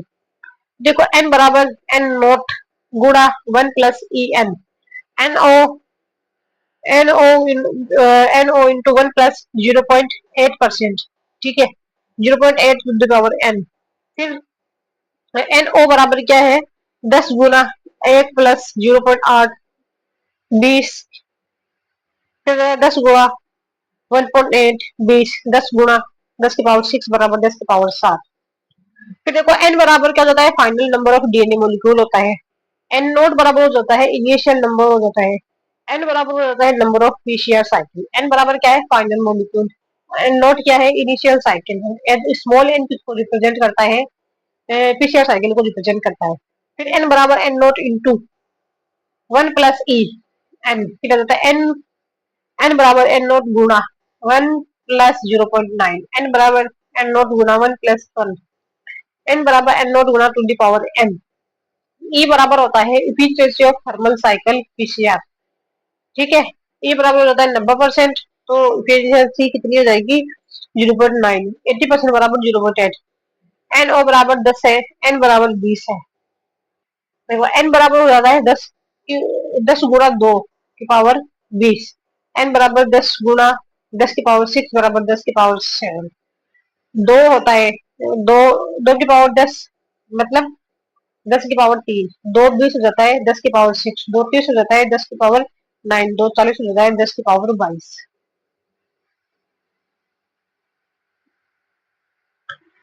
अब हो जाता है हमारा नेक्स्ट टॉपिक, जो कि है somatic cell nuclear transportation technique, SCNT। कौन सी है, somatic cell nuclear transportation technique. First mammalian clone जो है वो किसको बनाया गया था, डोलीशिप को बनाया गया था, जिसका फेस कैसा था, और व्हाइट कलर का फेस था। पीपीएल फंडिंग एजेंसी ने ये किया था, ठीक है, और किसने, रोजलिन इंस्टीट्यूट इंडियनबर्ग स्कॉटलैंड के अंदर किया था, ठीक है। और फेमस अमेरिकन पॉप सिंगर डोली पार्टन ने के नाम पे इसका नाम रखा गया था। इयान विल्मुट वे एवं उसके सहयोगी ने SCNT के द्वारा डोली का निर्माण किया था। किसने, इयान विल्मुट और उसके सहयोगियों ने, मतलब SCNT जो टेक्निक है सोमेटिक सेल न्यूक्लियर ट्रांसपोर्टेशन के द्वारा इसका निर्माण किया था, ठीक है। अब अगर हम देखें इसके बाद, तो सोमेटिक सेल जो रहती है ना, उससे हम क्या कर देंगे, न्यूक्लियस को निकालेंगे, ठीक है। और जो हमारी एग सेल रहती है उसको भी मतलब माइक्रोपिपेट की सहायता से हम न्यूक्लियस का रिमूवल कर देंगे एग सेल का, ठीक है। तो सोमेटिक सेल का तो हमने लिया न्यूक्लियस, एग सेल का, और एग सेल है तो हमने उसकी इन्यूक्लिएटेड सेल ले ली। अब ये न्यूक्लिएशन को, ये जो न्यूक्लियस है सोमेटिक सेल का, वो उसको हम डाल देंगे इन्यूक्लिएटेड सेल के अंदर डाल देंगे, तो हमारी सेल बन जाएगी। फिर देखो फर्स्ट मेमिलियन क्लोन जो है वो डोली है, डोली शिप जो जिसका फेस कैसा था, व्हाइट था। और ये कब बनाई गई थी, 5 जुलाई 1996 में इसका बर्थ हुआ था। और ये मतलब पब्लिश हुई थी 22 फरवरी 1997 के अंदर पब्लिश हुई थी। फिर देखो 14 फरवरी 2003 के अंदर इसकी जो है डेथ हो गई थी। वजन जो था ना इसका, मतलब 0.6 के जी, 6 ईयर ओल्ड थी, एम्फाइसीमा लंग्स डिजीज इसको थी, ठीक है।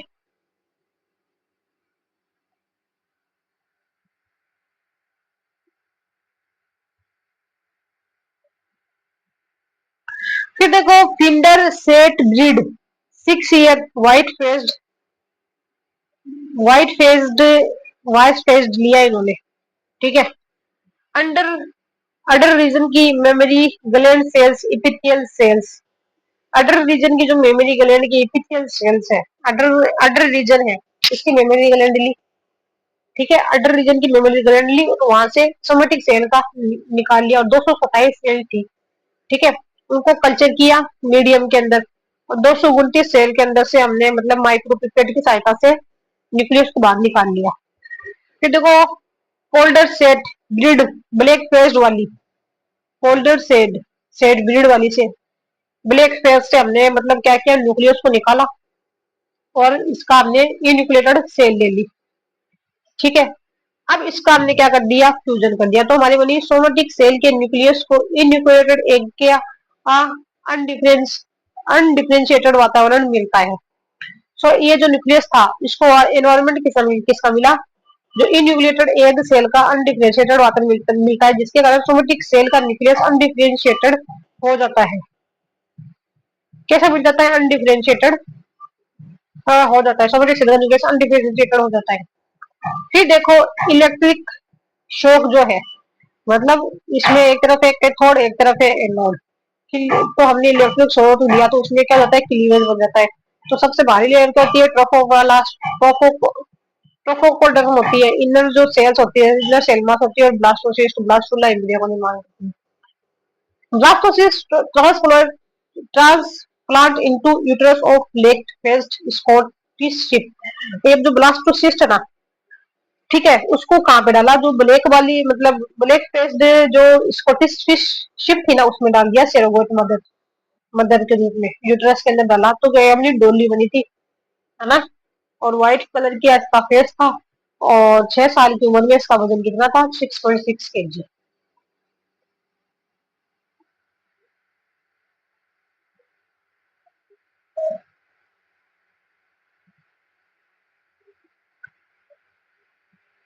देखो फर्स्ट मेमिलियन कॉलोनी इन भारत में कौन है, संपूरा, जो कि क्या है, बफेलो है। फर्स्ट ह्यूमन कॉलोन जो है वो है करा गया था 27 दिसंबर 2002 को, ईवीई।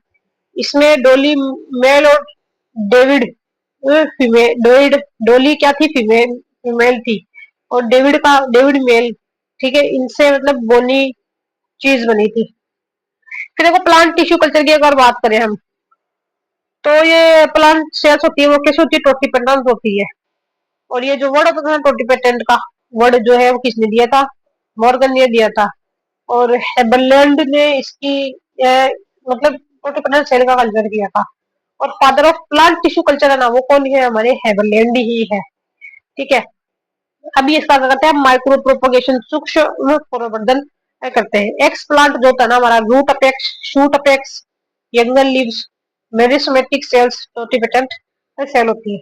मेरिस्मेटिक टिश्यू वायरस फ्री होती है। एक्स प्लांट कौन सा होता है, मतलब रूट अपेक्स हो जाता है, शूट अपेक्स हो जाता है, यंगल लीव्स होती है, मेरिस्मेटिक सेल्स ये कैसे होती है, सारी सारी टोटीपेटेंट होती है। मेरिस्मेटिक सेल होती है उसमें वायरस वायरस फ्री टिश्यू होती है वो। फिर देखो केलस की अगर बात करें हम, तो केलस क्या होता है, एक group of undifferentiated meristematic cells होता है, ठीक है। मतलब क्या होता है, अनडिफरेंशिएटेड सेल्स का ग्रुप होता है। एक सेल से एक केलस का निर्माण होता है। ग्रुप ऑफ अनडिफरेंशिएटेड सेल्स होती है जो कि कैसी होती है, मेरिस्टेमेटिक होती है। सरफेस स्टेरिलाइजेशन के अंदर हम बात करें तो हम क्लोरीन वाटर का यूज करते हैं। Laminar air flow micro organism free करने के लिए इसका यूज करते हैं हम। हिपा फिल्टर, इसके लेमिनर एयर फ्लो के अंदर क्या होता है, हिपा फिल्टर होती है। और यूवी रेज होता है जो कि किसमें काम करता है, स्टेरिलाइजेशन के अंदर काम हो जाता है। हिपा जो होता है ना, यूवी यूवी रेज स्टेरिलाइजेशन में काम आती है। हिपा जो है high efficiency particulate air filter है ये क्या करता है, मतलब डस्ट है, पोलन ग्रेन है, फंगल स्पोर्स है, माइक्रो ऑर्गेनिज्म इनको रिमूव कर देता है। मिट्टी को उठाएगा, अगर पोलन ग्रेन है, फंगल स्पोर है, माइक्रो ऑर्गेनिज्म है, कोई भी है तो उनको दूर करेगा। जबकि जो यूवी रेस है वो उसको स्टेरिलाइजेशन को काम में आती है।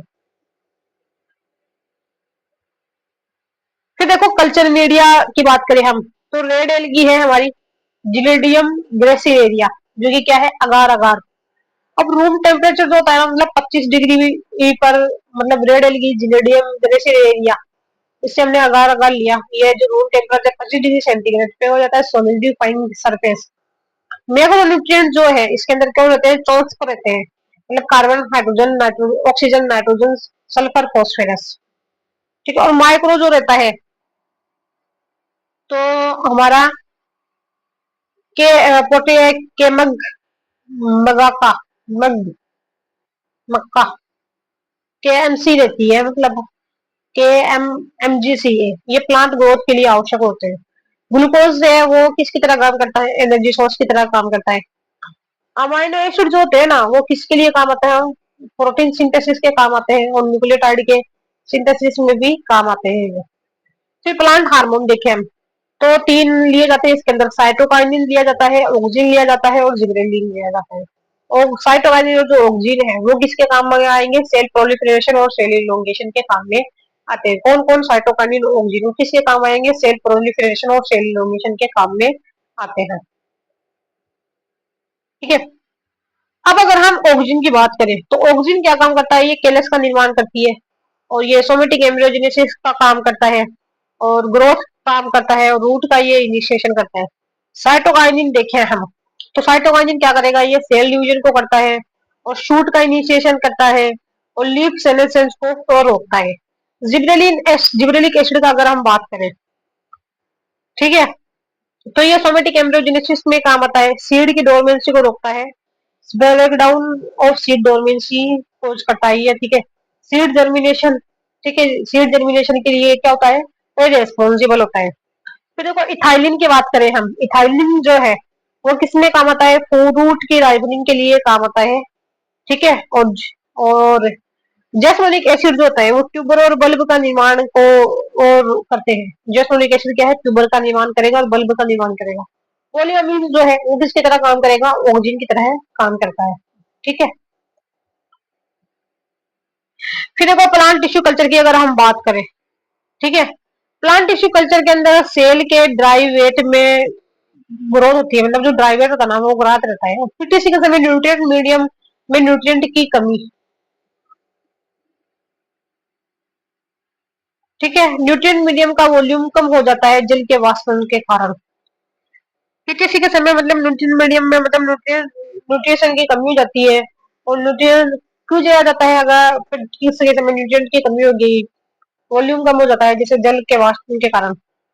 फिर देखो ये है लीफ, लीफ का हम क्या ले लेंगे, छोटे छोटे पीस कर लेंगे, तो वो कैसे काम करेगी, एक्स प्लांट की तरह काम करेगी। फिर इसका हम स्टेरिलाइजेशन करेंगे, स्टेरिलाइजेशन करेंगे किससे करेंगे हम, एल्कोहल से कर लेंगे। फिर उसको हम कल्चर मीडियम में डालेंगे, ठीक है। अब कल्चर मीडियम के अंदर क्या होता है, इंटरमीडिएट कंसंट्रेशन होती है, किसकी होती है, साइटोकाइनिन और ऑक्सिन की, मतलब ये दोनों बराबर रहते हैं, तो क्या बन जाता है, केलस बन जाता है। केलस क्या होता है, अनडिफरेंशिएटेड सेल्स का ग्रुप होता है, ठीक है। अब इसके अंदर हम इसको वापस कल्चर मीडियम के अंदर डालेंगे, जिसके अंदर क्या रहेगा, ऑक्सिन और साइटोप्लाज्म का जो रेशो है ना वो थोड़ा अलग अलग रहता है। मतलब जो ऑक्सिन रहता है ना वो तो क्या करेगा, रूट का इनिशिएशन करेगा, और जो हमारा साइटोकाइनिन है वो शूट का इनिशिएशन करेगा। अब हार्डनिंग करेंगे, हार्डनिंग क्या करेंगे, मतलब इसको ग्रीन हाउस रूम में ट्रांसफर कर देंगे, हमारा जो प्लांटलेट बनेगा ना उसको।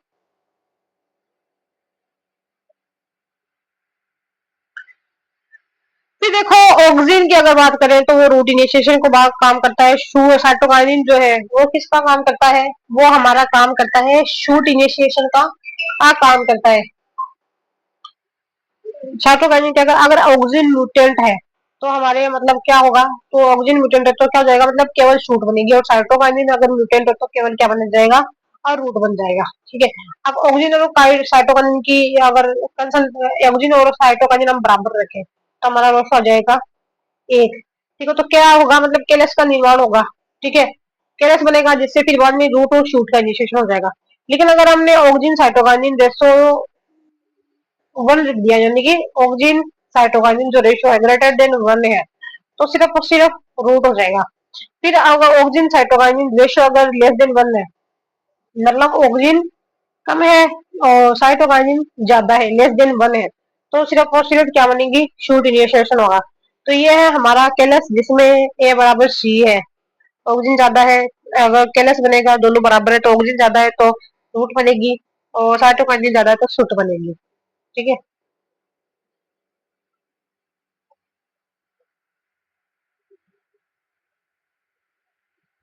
फिर देखो application of plant tissue culture की अगर बात करें हम, ठीक है, किसमें किसमें काम आता है, ये प्रोटोप्लास्ट कल्चर के अंदर भी काम आता है।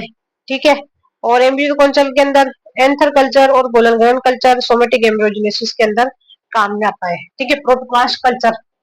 अब सबसे पहले हम बात करें प्रोटोप्लास्ट कल्चर की, बात करें हम, तो आप प्रोटोप्लास्ट कैसे कहते हैं, मतलब ऐसी प्लांट सेल जिसकी हमने क्या उड़ा दी है, सेल वॉल उड़ा दी है। ठीक है।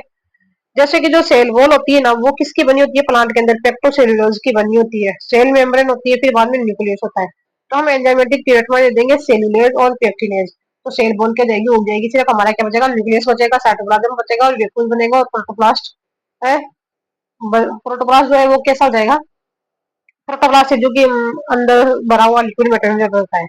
फिर हम आइसोलेशन ऑफ प्रोटोप्लास्ट करें हम। ठीक है, तो हमने क्या लिया, सबसे पहले ये लीफ ली। अब लीफ की हमने क्या किया, सबसे पहले स्टेरिलाइजेशन किया, फिर इसको छोटे छोटे पीस करे। ठीक है, लीफ के क्या करे, छोटे छोटे पीस किए।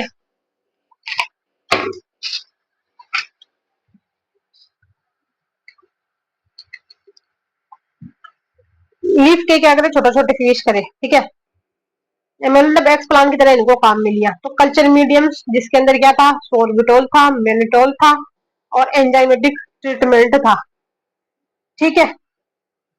तो अब क्या बन जाएगा हमारा, जो हमने ये सारे के सारे डाले, क्या क्या डाले कल्चर मीडियम के अंदर, मतलब जो सेल वॉल को डिग्रेड करने वाले एंजाइम थे उसको तो डाले ही डाले, उसके अलावा हमने क्या डाला, सोर्बिटोल डाला और मेनिटोल डाला, ये इंपॉर्टेंट बात है, इससे बन जाएगा हमारा प्रोटोप्लास्ट। अब क्या करें हम, फ्यूजर ऑफ प्रोटोप्लास्ट हो रहे, तो ये किसने बताया था, कार्ल सर ने बताया था। किसने बताया, कार्ल सर ने बताया था। इन्होंने क्या लिया, जैसे कि न्यूकोटियाना, लेंग्सड्रोफी है। ठीक है, और निकोटियाना ग्लूका है। याद रखना इनकी स्पीसीज अलग अलग है, जीनस सेम में, निकोशियाना, लेंग्सड्रोफी और निकोशियाना ग्लूका। इनकी प्लांट को पीस किया, जिससे मतलब हमने प्लांट की पीस की है छोटे छोटे, फिर उसको सेलुलेज एंजाइम से, इनका मतलब हमने हमने इनसे प्रोटोप्लास्ट ले लिया। ठीक है। अब इनको हम सेपरेट करके दोनों प्रोटोप्लास्ट को हम दे देंगे पॉलीथाइलिन ग्लाइकोल, जिसमें जो ये प्रोटोप्लास्ट है वो दोनों को दोनों क्या हो जाएंगे हमारे, ये फ्यूज हो जाएंगे। ठीक है, पोली। फिर देखो ये हमारा बन जाएगा हेटेरोकैरियोन, जिसके अंदर दो डिफरेंट है, निकोशियाना लेंथ बरगई और ग्लूका, उन दोनों में न्यूक्लियस पड़े हैं। अब ये थोड़ी देर बाद में क्या हो जाएंगे, ये न्यूक्लियस फ्यूज हो जाएंगे, तो क्या बनेगी हमारी हाइब्रिड सेल बनेगी, जो कि कैसे होगी, फोन एन होगी, और ये क्या शो करती है, टेट्राप्लोइड शो करती है। ठीक है। अब हम इसको किस में डाल देंगे, जो हमारा कल्चर मीडियम है ना, जिसके अंदर क्या है, ऑक्सीजन और साइटोकाइनिन है, उसके अंदर डालेंगे, तो क्या बनेगा, हमारा केलस बन जाएगा। ठीक है। अब ये जो केलस है ना, केलस जो है मतलब फिर बाद में दोबारा इसको कल्चर मीडियम में डालेंगे, तो जो हमारा ऑक्सीजन है वो रूट का निर्माण करेगा, और जो साइटोकाइनिन है वो शूट का निर्माण करेगा। ठीक है।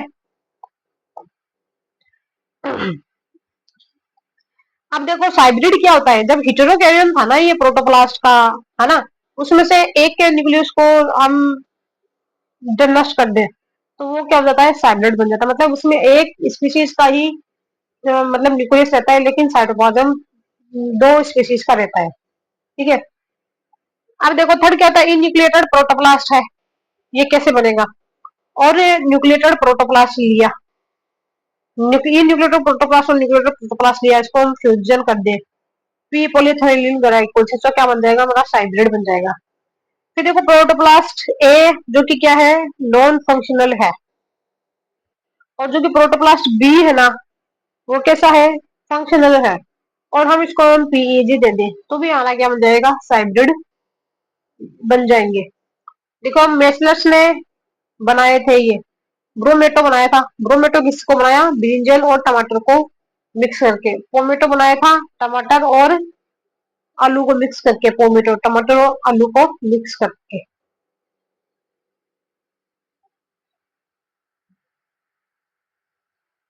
फिर देखो नेक्स्ट आ जाता है हमारा एम्ब्रियो कल्चर। एम्ब्रियो कल्चर के अंदर क्या होता है, यंग सीड लिए जाते हैं इमेच्योर एम्ब्रियो के। यंग सीड से हम क्या करते हैं, जो इमेच्योर एम्ब्रियो उसको सेपरेट करते हैं, फिर उसका इनविट्रो कल्चर करते हैं, यानी कि एम्ब्रियो कल्चर करेंगे उसका। ठीक है, तो क्या बन जाएगा, हमारा प्लांट बनेगा। अब प्लांट के साथ जैसे कि और हम इससे कौन से प्लांट बना सकते हैं, जैसे कि सेम है, टमाटर है और जूट है। अब एंडोस्पर्म एवं सीड कोट जो है केमिकल इनहिबिटर्स होते हैं। मतलब एंडोस्पर्म और जो सीड कोट होता है उसके पास में क्या होता है, मतलब केमिकल इनहिबिटर्स होते हैं, जो कि एम्ब्रियो की ग्रोथ को क्या करते हैं, रोकते हैं। अब बात करें हम ऑर्किड्स की बात करें, ऑर्किड क्या होते हैं, इपिफाइटिक प्लांट है ये ऑर्किड जो है, यानी कि दूसरे प्लांट में डिपेंडेंट रहते हैं। और इनके पास में जो रिजर्व फूड absent होता है, रिजर्व फूड रहता है वो absent रहता है। अगर हम इसके एम्ब्रियो कल्चर की सिग्निफिकेंस की बात करें, ठीक है, तो वो किसके काम में आती है, रेयर स्पीसीज के एम्ब्रियो का कल्चर कर उनका कंजर्वेशन किया जाता है। मतलब जो रेयर स्पीसीज है उनका एम्ब्रियो को हम कल्चर करके उनको कंजर्व करेंगे। ठीक है, और क्या करेंगे, रिप्रोड्यूस ब्रीडिंग पीरियड्स को कम करेंगे। रिप्रोडक्टिव ब्रीडिंग टाइम्स है ना, जब ज्यादा लग रहा है तो इसके द्वारा हम कम कर सकते हैं। फिर एम्ब्रियो की जो वायबिलिटी है ना, जीवन क्षमता है, उसका हम पता लगा सकते हैं कि भाई ये कितने साल तक जिंदा रहेगा।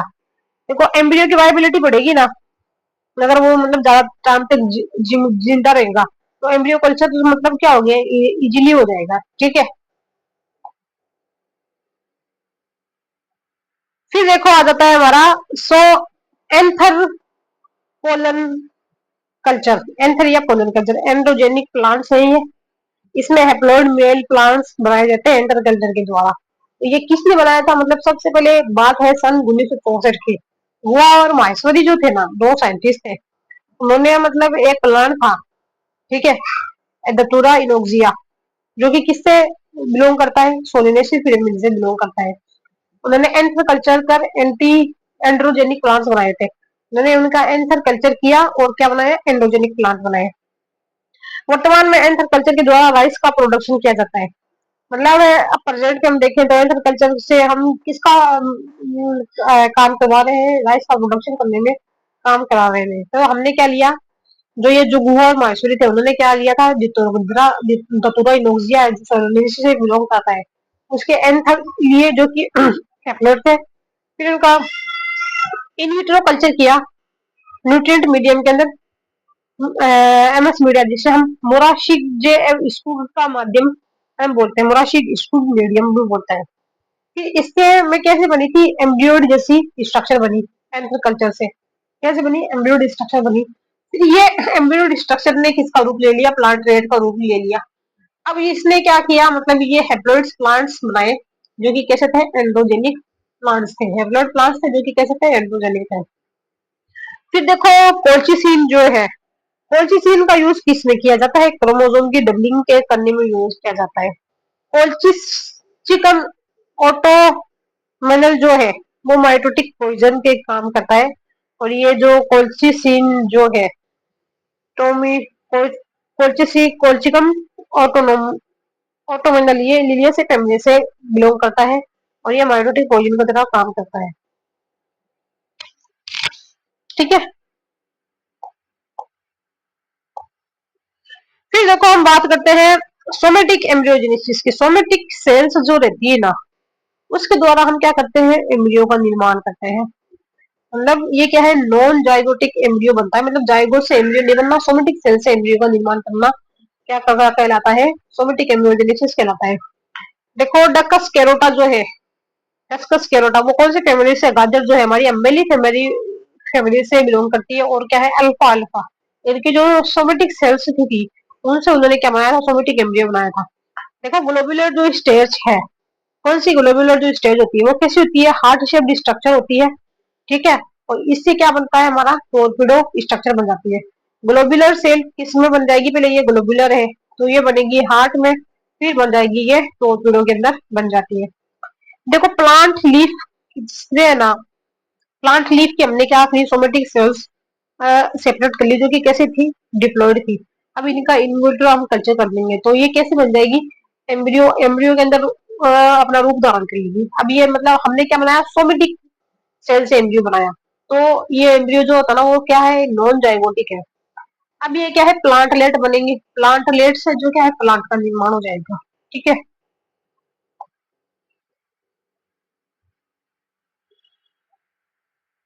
फिर देखो जैसे कि प्लांट है ये, है ना, प्लांट से हमने लीफ ली, लीफ से हमने सोमेटिक सेल्स अलग करी।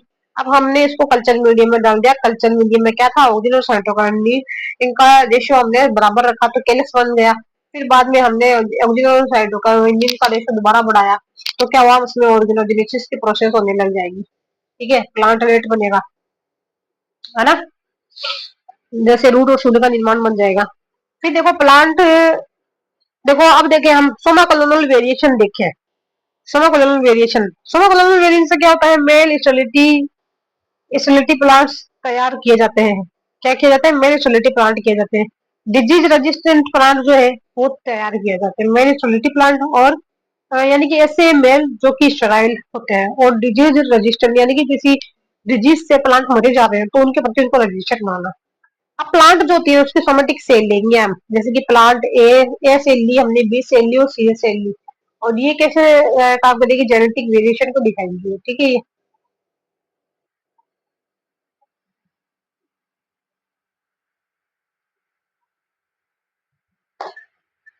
फिर देखो हम बात करते हैं हमारे hybridoma technology, production of monoclonal antibodies.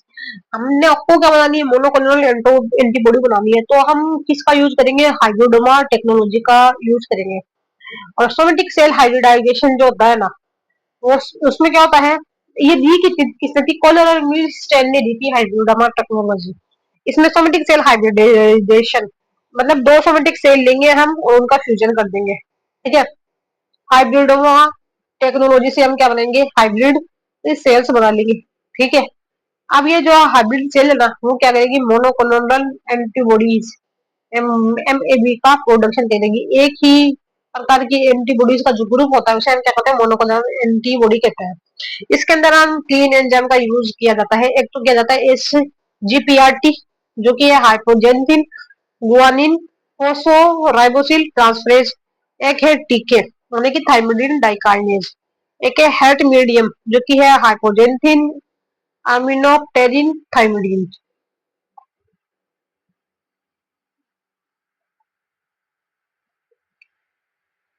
फिर देखो ये हमारा एक्स एंटीजन, ठीक है, जो कि मतलब क्या है, माइस के अंदर हमने इसको इंसेक्ट किया। ठीक है, तो इसने किसको अफेक्ट करेगा, स्प्लिन सेल्स, बीटा सेल्स को ये इंफेक्ट करेगा। ठीक है। अब ये क्या है, मतलब ये सेल है जिसके ऊपर H G P R T minus, H G R T तो है इसके पास में लेकिन टीके नहीं है। ठीक है, इस सेल में एंटीबॉडीज का प्रोडक्शन का गुण है परंतु सेल डिवीजन कैपेसिटी नहीं है, क्योंकि इसके पास ये टीके एंजाइम नहीं है। तो एंटीबॉडीज तो बना लेगा, क्योंकि एंटीबॉडीज किसके द्वारा बन रही है, एचजीपीआरटी के लिए बन रही है, एचजीपीआरटी से, जो कि क्या है हमारा हाइपोजेंथिन, हाइपोजेंथिन वाला है, और टीके क्या है, थाइमिन काइनेज।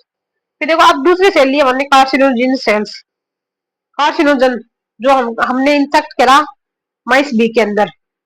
तो कैंसर सेल्स जो है माइलोमा सेल्स।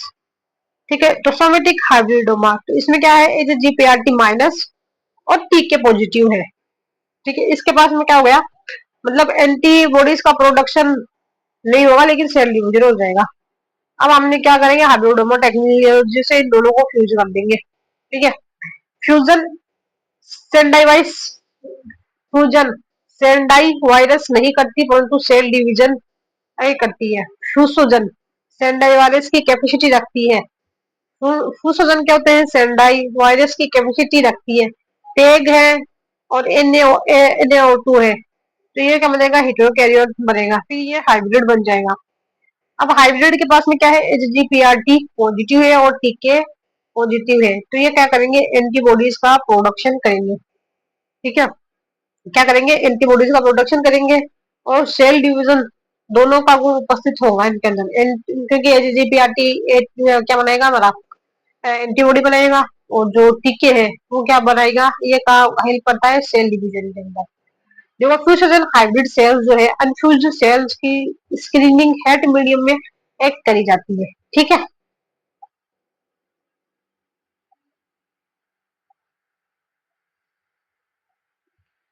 फिर देखो ये HGPRT सेल्स थी हमारी, जिसके पास में टीके सेल नहीं थे, अनफ्यूज्ड बी सेल्स। इसको अगर अगर आप हेट मीडियम के अंदर डालें तो इसकी क्या हो जाती है, डेथ हो जाती है, ठीक है। अब दूसरी है मतलब HGPRT तो है इसके पास में लेकिन टीके नहीं है, ठीक है। अनफ्यूज्ड माइलोमा सेल्स है ये, ठीक है। अगर इसको भी हम हेड मीडियम में डालेंगे तो उसकी भी क्या हो जाएगी, डेथ हो जाएगी। लेकिन हमने क्या लिया, HGPRT और टीके दोनों सेल्स ले ली, तो ये क्या बना, फ्यूज हाइब्रिड सेल डाला। ये हेड मीडियम में अगर इसको डालेंगे तो ये क्या हो जाएगी, सर्वाइव हो जाएगी, लाइव हो जाएगी, एंटीबॉडीज का निर्माण भी हो जाएगा और सेल डिवीजन की कैपेसिटी भी बढ़ जाएगी। और माइस के अंदर इसको हम अब डाल देंगे इस सेल को, तो क्या हो जाएगी हमारी मोनोक्लोनल एंटीबॉडीज का प्रोडक्शन हो जाएगा। स्क्रीन या selection of hybrid cells by head medium, मतलब हेड मीडियम के द्वारा होता है। अब एप्लीकेशन ऑफ मोनोक्लोनल एंटीबॉडीज अगर हम देखें तो किसमें काम आती है, D diagnosis of disease, disease का पता लगाने में काम आती है, ठीक है। और डिजीज का ट्रीटमेंट करने में काम आती है, और प्यूरिफिकेशन ऑफ वायरस करने में भी आ जाती है। बायोकेमिकल डायग्नोसिस में भी काम में आती है, और ब्लड ग्रुप टेस्टिंग किट में भी काम में आती है, ठीक है।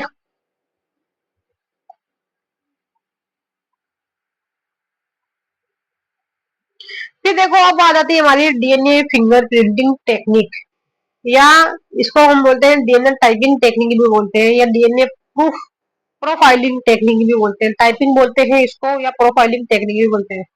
इसकी जो डिस्कवरी ना किसने की थी, अलेक्जेंडर जेफरी ने की थी। कब की थी, 1985 में की थी, लिस्टर यूनिवर्सिटी में। कहाँ पे की थी, लिस्टर यूनिवर्सिटी, जो कि कहाँ पे है, यूके के अंदर है। और ये क्या है, father of DNA finger printing technique है, मतलब ये इनको फादर भी बोलते हैं अलेक्जेंडर जेफरी को। इन्होंने VNTR sequence, variable number tandem repeats की सीक्वेंसिंग की थी, इसकी वेरिएबल नंबर टेंडम रिपीट्स की। फादर ऑफ इंडियन जो है ना, Indian DNA finger printing technique, वो की है, जो की है मतलब दो है। एक तो है डॉक्टर VK कश्यप, और एक है प्रोफेसर लालजी सिंह, जो कि है CC, ये जो लालजी सिंह है ना, वो कि मतलब CCMBI के जो है डायरेक्टर है। Centre cell centre centre for cell and molecular biology, इसका है CCMBI Hyderabad. CCMBI centre for cell and molecular biology institute Hyderabad में है ये। सभी ह्यूमन में 99.9% DNA समान होता है, सिर्फ 0.1 DNA ही अलग होता है। उन 0.1 की वजह से ही हम सारे के सारे एक दूसरे से अलग हैं। अब अगर बात करें हम, जैसे कि ये ह्यूमन DNA है, ठीक है, तो बल्क DNA, ठीक है, सभी ह्यूमन में क्या होता है, सिमिलर होता है। बल्क DNA जो 99.9% वाला, वो क्या है, बल्क DNA है, जो कि सभी में एक जैसा है। लेकिन अब 0.1% है ना, वो क्या है, सैटेलाइट DNA है, ठीक है। अब ये जो सैटेलाइट DNA होता है ना, वो कैसा होता है, डिसिमिलर होता है हर एनिमल के अंदर, हर ह्यूमंस के अंदर किसी में समान नहीं होता है। ये क्या होता है, हाई कंजर्व्ड रिपीट सीक्वेंस होता है, रिपीटेड सीक्वेंस होता है, यानी कि हाईली कंजर्व्ड रिपीटेड सीक्वेंस होता है ये। और नॉन कोडिंग सीक्वेंस है ये, नॉन प्रोटीन सिंथेसिस है ये, ठीक है। अब अगर हम मिनी सैटेलाइट DNA की बात करें हम, जिसका साइज कितना होता है, अब सैटेलाइट जो होता है ना, वो दो प्रकार के होते हैं, एक होता है मिनी सैटेलाइट, एक होता है माइक्रो सैटेलाइट। मिनी सैटेलाइट होता है ना, उसका कितना होता है, 0.1 से 20 KB तक का होता है। और VNTR variable number of tandem, 0.1 गुणा 10⁻³ माइनस 20 गुणा 10⁻³ 20 पर वेरिएबल नंबर टेंडेंसी है ये। फिर देखो जो हमारा माइक्रो सैटेलाइट है ना, जैसे कि STR शॉर्ट टेंडम रिपीट्स, और SSR जो कि है 2 से 10 न्यूक्लियोटाइड तक की है। दो STR है शॉर्ट न्यूक्लियोटाइड, इसके पास तुमको कितने होते हैं, 2 से 10 न्यूक्लियोटाइड होते हैं। और SSR सिंपल सीक्वेंस रिपीट होते हैं। फिर देखो जो सैटेलाइट DNA है ना, इसके पास में क्या होता है, रिपीट सीक्वेंस होता है। ये क्या करते हैं, पॉलीमोर्फिज्म को शो करते हैं, और non coding sequence plus repeating sequence को शो करते हैं। देखो VNTR, अब देखो जो ये ये मतलब क्या है, हमारा जो डीएनए फिंगरप्रिंटिंग टेक्निक में सैंपल क्या क्या लेते हैं, स्किन ले लेते हैं, ब्लड है, हेयर है, नेल्स है, ठीक है, और सीमन एक्सेट्रा और भी हो सकते हैं। जैसे कि 99.99% क्या होता है, डीएनए सेम होता है। सिर्फ 1% डीएनए क्या है, 0.1% डीएनए डिफरेंस है, 1% भी नहीं है। फिर देखो अगर हम बफर की बात करें, बफर के पास में कहते हैं ट्रिस एसिटेट, ईडीटीए बफर होता है। ये क्या होता है, Tris acetate buffer, Tris acetate EDA EDTA buffer, Tris borate EDTA ये बफर है। ये ट्रिस एसिटेट ईडीटीए है, और Tris acetate buffer EDTA, Tris Tris borate EDTA buffer. Application अगर हम बात करें इनकी, तो फोरेंसिक साइंस के अंदर काम में आते हैं, जैसे कि मर्डर को सॉल्व करने में, रेप को इसके अंदर, और मर्डर को रेप केस में, पेरेंटल डिस्प्यूट यानी कि माता पिता का पता लगाने में, ब्लड रिलेशन का पता लगाने में भी इसका यूज किया जाता है। अब इसके अंदर किया जाता है, देखो जो सबसे पहले वाइफ है उसकी स्किन, स्किन से हम डीएनए निकाल लेंगे। फिर हस्बैंड, हस्बैंड है, ठीक है, और सर्वेंट है, इन सब का हम क्या करेंगे, डीएनए लेंगे, ठीक है, डबल स्टैंडर्ड डीएनए है, हमने इनको और ले लिया। पीछे यहाँ के अंदर इसकी बहुत सारी कॉपी भी डाली। तो रेस्ट्रिक्शन एंडोन्यूक्लियस एंजाइम जो है, restriction fragment length polymorphism, double standard DNA है। जेल इलेक्ट्रोफोरेसिस में अगर देखें हम इसको, तो ये क्या करेगा, एल्कलाइन फोस्फेट एल्कलाइन सॉल्यूशन, जो कि क्या है, मतलब सिंगल स्टैंडर्ड डीएनए के अंदर ये कन्वर्ट हो जाएगा। हमने पहले सबसे पहले क्या लिया, जिनका डबल जेल इलेक्ट्रोफोरेसिस कर लिया, जेल इलेक्ट्रोफोरेसिस से एल्कलाइन सॉल्यूशन में डाल दिया, तो ये सिंगल स्टैंडर्ड में कन्वर्ट हो गया। अब हम क्या करेंगे, इसकी फर्दर बोर्डिंग टेक्निक करेंगे, ट्रांसपोर्ट डीएनए फ्रेगमेंट और नाइट्रोसेल्यूलोज मेम्ब्रेन, कहां पे ट्रांस कर दिया इनको, नाइट्रोसेल्यूलोज मेम्ब्रेन के ऊपर ट्रांसफर कर दिया। अब देखो हम मैच करेंगे वीएनटीआर को, जैसे कि अननोन डीएनए स्किन है ये, ठीक है, जो हम इसमें डालेंगे, ये किससे मैच कर रहा है, हस्बैंड से मैच कर रहा है, सर्वेंट से नहीं कर रहा है। ये वाला देखो, ये ये ये ये और ये, ठीक है।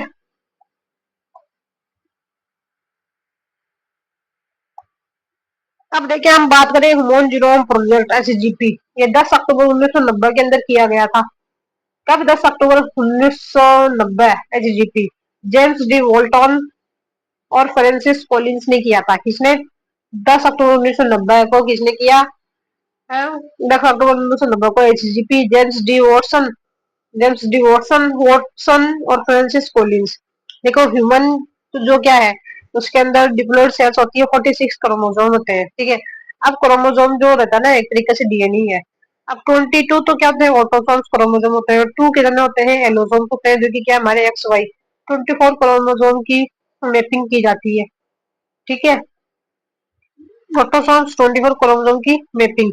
जीनोम क्या होता है, total number of gene which is present on haploid chromosome of human, यानी कि जो हैप्लॉइड क्रोमोसोम के अंदर टोटल जीन की नंबर है ना, उसको हम बोलते हैं, जीनोम बोलते हैं। अब सेल की अगर हम बात करें, एक तो होता है पैराकार्योटिक सेल, एग्जांपल है बैक्टीरियल सेल, जिसके अंदर एक होता है, और यूकैरियोटिक सेल ह्यूमन डिप्लॉइड की अगर हम बात करें, तो उसके अंदर कितने होते हैं, 2n बराबर 46 क्रोमोसोम होते हैं।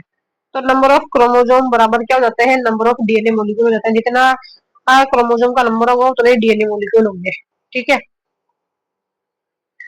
फिर देखो funding, Wellcome Trust UK, department of energy energy and national health institute US, funding Wellcome Trust UK plus, funding किसने दी थी इसके लिए, वेलकम ट्रस्ट यूके और department of energy national health institute US ने दी थी। अदर कंट्रीज है जैसे कि जापान है, जर्मनी है, चाइना है, फ्रांस है, इसके अंदर इन्होंने फंडिंग दी थी। बायोलॉजिकल ब्रांच जो है, बायोलॉजी की जो ब्रांच है वो क्या है, बायो इन्फॉर्मेटिक्स है। गोल्स क्या है, ह्यूमन जीनोम प्रोजेक्ट की, ह्यूमन जीनोम की मैपिंग करना है, सभी जीन का पता लगाना, यानी कि कितने जीन, कौन से जीन है वो क्या काम करते हैं। 24 chromosome, 22 plus X plus Y के डीएनए न्यूक्लियोटाइड सीक्वेंस का पता लगाना, मतलब सारे के सारे जीने जो है 22 के 22, क्रोमोसोम है, यानी कि 46 क्रोमोसोम, उनका सबका क्या करें हम, न्यूक्लियोटाइड का पता लगाएंगे कौन से कहाँ पे प्रेजेंट है। कंप्लीट ह्यूमन जीनोम, उनका फिजिकल और जेनेटिक मैप तैयार करना, जो पूरा का पूरा कंप्लीट ह्यूमन जीनोम होना, उसका क्या करेंगे हम, फिजिकल और जेनेटिक मेकअप, जेनेटिकल मैप तैयार करेंगे। डेटाबेस का क्या करेंगे, स्टोर करेंगे। डेटा का क्या करेंगे, एनालिसिस करेंगे। टूल्स को इम्प्रूव करना, ठीक है, डेटा को स्टोर करना, डेटा एनालिसिस टूल्स को इम्प्रूव करना। इथिकल इश्यूज है, लीगल इश्यूज है, सोशल इश्यूज का ध्यान रखना। इथिकल, लीगल, सोशल इश्यूज, इन सब का ध्यान रखा जाएगा। फिर अगर हम बात करें estimation of human genome project, 15 साल का इसका प्लान है, ठीक है। 8,000 माइन 8,000 से 1 लाख जीन का पता लगाना, कितना है, 8,000 से लेके 1 लाख का जीन का पता लगाना। 3 × 10⁻⁹ न्यूक्लियोटाइड्स की सिक्वेशन करना, कितने, 3 × 10⁻⁹ न्यूक्लियोटाइड की सिक्वेंसिंग करना। तो देखो रियलिटी क्या है, 30,000 से 40,000 जीन का पता लगाएंगे ये, ठीक है। ह्यूमन जीनोम समय से पहले कंप्लीट हो गया था, ठीक है। ह्यूमन जीनोम है मतलब जो समय से ही, मतलब 30 से 40 जीन का पता लगाया था, 30,000 से 40, 30 कैसे 40 का, और जो 15 साल का था उससे पहले ये कंप्लीट हो गया था, 2003 में कंप्लीट हो गया, 13 साल के अंदर। देखो blue print, complete human genome की सीक्वेंस करना, पूरा का पूरा क्या है, कंप्लीट ह्यूमन जीनोम की सीक्वेंस, 3 × 10⁹ बेस पेयर की सीक्वेंसिंग। एक बेस पेयर की सीक्वेंसिंग का खर्चा जो है वो कितना है, $3 है, ठीक है। कितना है, $3 है। तो टोटल खर्चा कितना हो जाएगा, 3 × 10⁹ 9 × 10⁹ तो कितना हो जाएगा,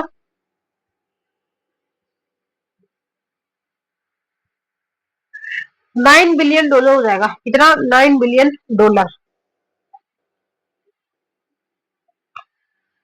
फिर देखो बात करें हम बुक्स की, अगर बात करें तो एक बुक में क्या होते हैं, 1,000 पेजेस है।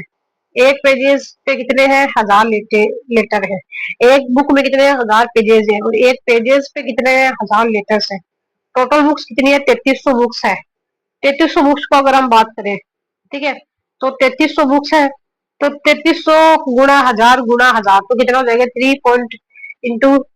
× 10⁹ store analysis retrieval bio informatics के अंदर इसको स्टोर किया था। मेजर एपरेटस टेक्निक्स जो है, ETS, express task sequencing, sequencing annotations. फिर ये डीएनए है, डीएनए के अंदर ये कोडिंग रीजन है, ये नॉन कोडिंग रीजन है। ट्रांसक्रिप्शन करेगा तो आरएनए बनेगा, ठीक है। अब ईटीएस जो है, सभी जीन डीएनए का पता लगाने के लिए उनका आरएनए के रूप में एक्सप्रेशन करवाना, मतलब ईटीएस में मतलब कौन सा जीन क्या कर रहा है, तो उसके लिए आरएनए बनाएंगे, उसका एक्सप्रेशन देखेंगे। और होस्ट क्या है, एक तो हमारा बेक्स है, और ये क्या है, याक है। फिर देखो आ जाता है हमारा सीक्वेंसिंग एनोटेशन।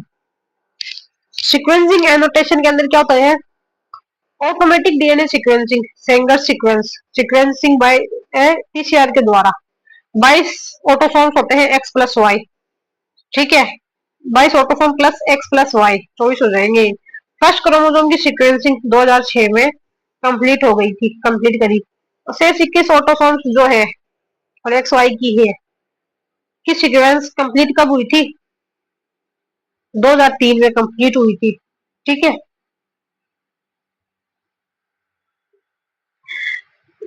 अब देखो रिजल्ट की बात करें, एवरेज एक जीन के अंदर कितने होते हैं, 3,000 बेस पेयर है। कितने, 3,000 बेस पेयर। लार्जेस्ट जो जीन है ह्यूमन मस्कुलर डिस्ट्रोफिन जीन है, कौन सी है, ह्यूमन मस्कुलर डिस्ट्रोफिन जीन है। और इसके अंदर कितने होते हैं, ये एक्स क्रोमोसोम के ऊपर प्रेजेंट होती है ह्यूमन मस्कुलर डिस्ट्रोफी जीन। और इसके पास में कितने हैं, 2.4 मिलियन बेस पेयर है। स्मॉलेस्ट जीन जो है SRY जीन है, जो कि टीडीएफ जीन है, और वाई क्रोमोसोम के ऊपर प्रेजेंट होती है। इसके पास में कितने होते हैं, 3.5 केबी बेस पर होते हैं। टीडीएफ जो है टेस्ट डिटरमाइनिंग फैक्टर है, और SRY जो है sex determining region, Y chromosome पे प्रेजेंट है। क्रोमोसोम नंबर बराबर कितने हो जाएंगे, 296 जीनोम जीन्स हो जाएंगे। एक क्रोमोसोम में कितने हैं, 296 जीन्स हैं, सर्वाधिक होते हैं। कितने होते हैं, 296 जीन। और एक जीन के अंदर कितने बेस पेयर होते हैं? 3000 बेस पेयर होते हैं। वाई क्रोमोसोम में कितने होते हैं? 231 जीन प्रेजेंट है। सबसे कम जीन प्रेजेंट होते हैं वाई क्रोमोसोम के अंदर। फिर देखो क्या है, 50% से अधिक जीन के फंक्शन जो होते हैं ना, मतलब अननोन है, पता ही नहीं 50% से अधिक जीन क्या काम कर रहे हैं। केवल लेस देन 2% डीएनए ही प्रोटीन सिंथेसिस में भाग लेते हैं। मतलब ना 50 से अधिक जीन का फंक्शन पता नहीं है, सिर्फ 2% डीएनए ही किसमें काम आता है, प्रोटीन बनाने में काम आता है। सभी ह्यूमंस में कहता है क्या होता है, 99.99% का होता है डीएनए सेम होता है, 0.1 डीएनए डिफरेंट होता है। वीएनटीआर सीक्वेंसिंग डीएनए फिंगरप्रिंटिंग के द्वारा की जाती है। रिजल्ट क्या है? 3.3 इंटू 10⁹ बेस पेयर। सर्वप्रथम ईस्ट के जीनोम की मैपिंग हुई थी। ईस्ट का जो है ना, उसकी मैपिंग हुई थी, उसमें कितना है? 1.75 इंटू 10⁻7 बेस पेयर है। इकोलाई में कितने होते हैं? 4.6 गुणा 10⁻6 बेस पेयर। ठीक है। फिर देखो बात आ जाती है हमारे किसकी, एनिमल कल्चर की बात आ जाती है। Animal culture cell line in vitro technique artificial cell culture है ये। Originate from single cells. किससे ओरिजिनेट होते हैं? सिंगल सेल से ओरिजिनेट होते हैं। सेल स्ट्रेन की अगर बात करें हम, तो culture medium bovine serum based culture medium use किया जाता है। फिर है foetal bovine serum culture medium use किया जाता है, DMEEM मीडियम। देखो ऑर्गन अगर हम बात करें, तो सेल्स को हम सबसे पहले आइसोलेट करेंगे ऑर्गन से। सेल स्ट्रेन जो है ओरिजिनल सेल स्ट्रेन है culture medium bovine serum based culture. Foetal bovine serum culture medium DMEM medium. Cells को आइसोलेट करेंगे, इनवर्टर कल्चर कर देंगे न्यूट्रिएंट मीडियम के अंदर। अब ये जो प्राइमरी सेल कल्चर है, ठीक है, प्राइमरी सेल कल्चर है जिसकी निश्चित सेल लाइन होती है, फाइनाइट सेल लाइन होती है। ये एंथर कल्चर मीडियम है। ठीक है, एंथर कल्चर मीडियम जिसके अंदर अनदर कल्चर मीडियम है, एंथर नहीं है ये, जिसके अंदर और culture medium first culture medium और second culture medium cell lines monolayers cell division जो करते हैं। फिर आ जाता है थर्ड कल्चर मीडियम, इसको हम करेंगे ट्रांसफॉर्म कर देंगे कैंसर सेल्स को, क्या देंगे continuous cell line multilayers lower serum cell division rapidly होता है इसके अंदर। ठीक है,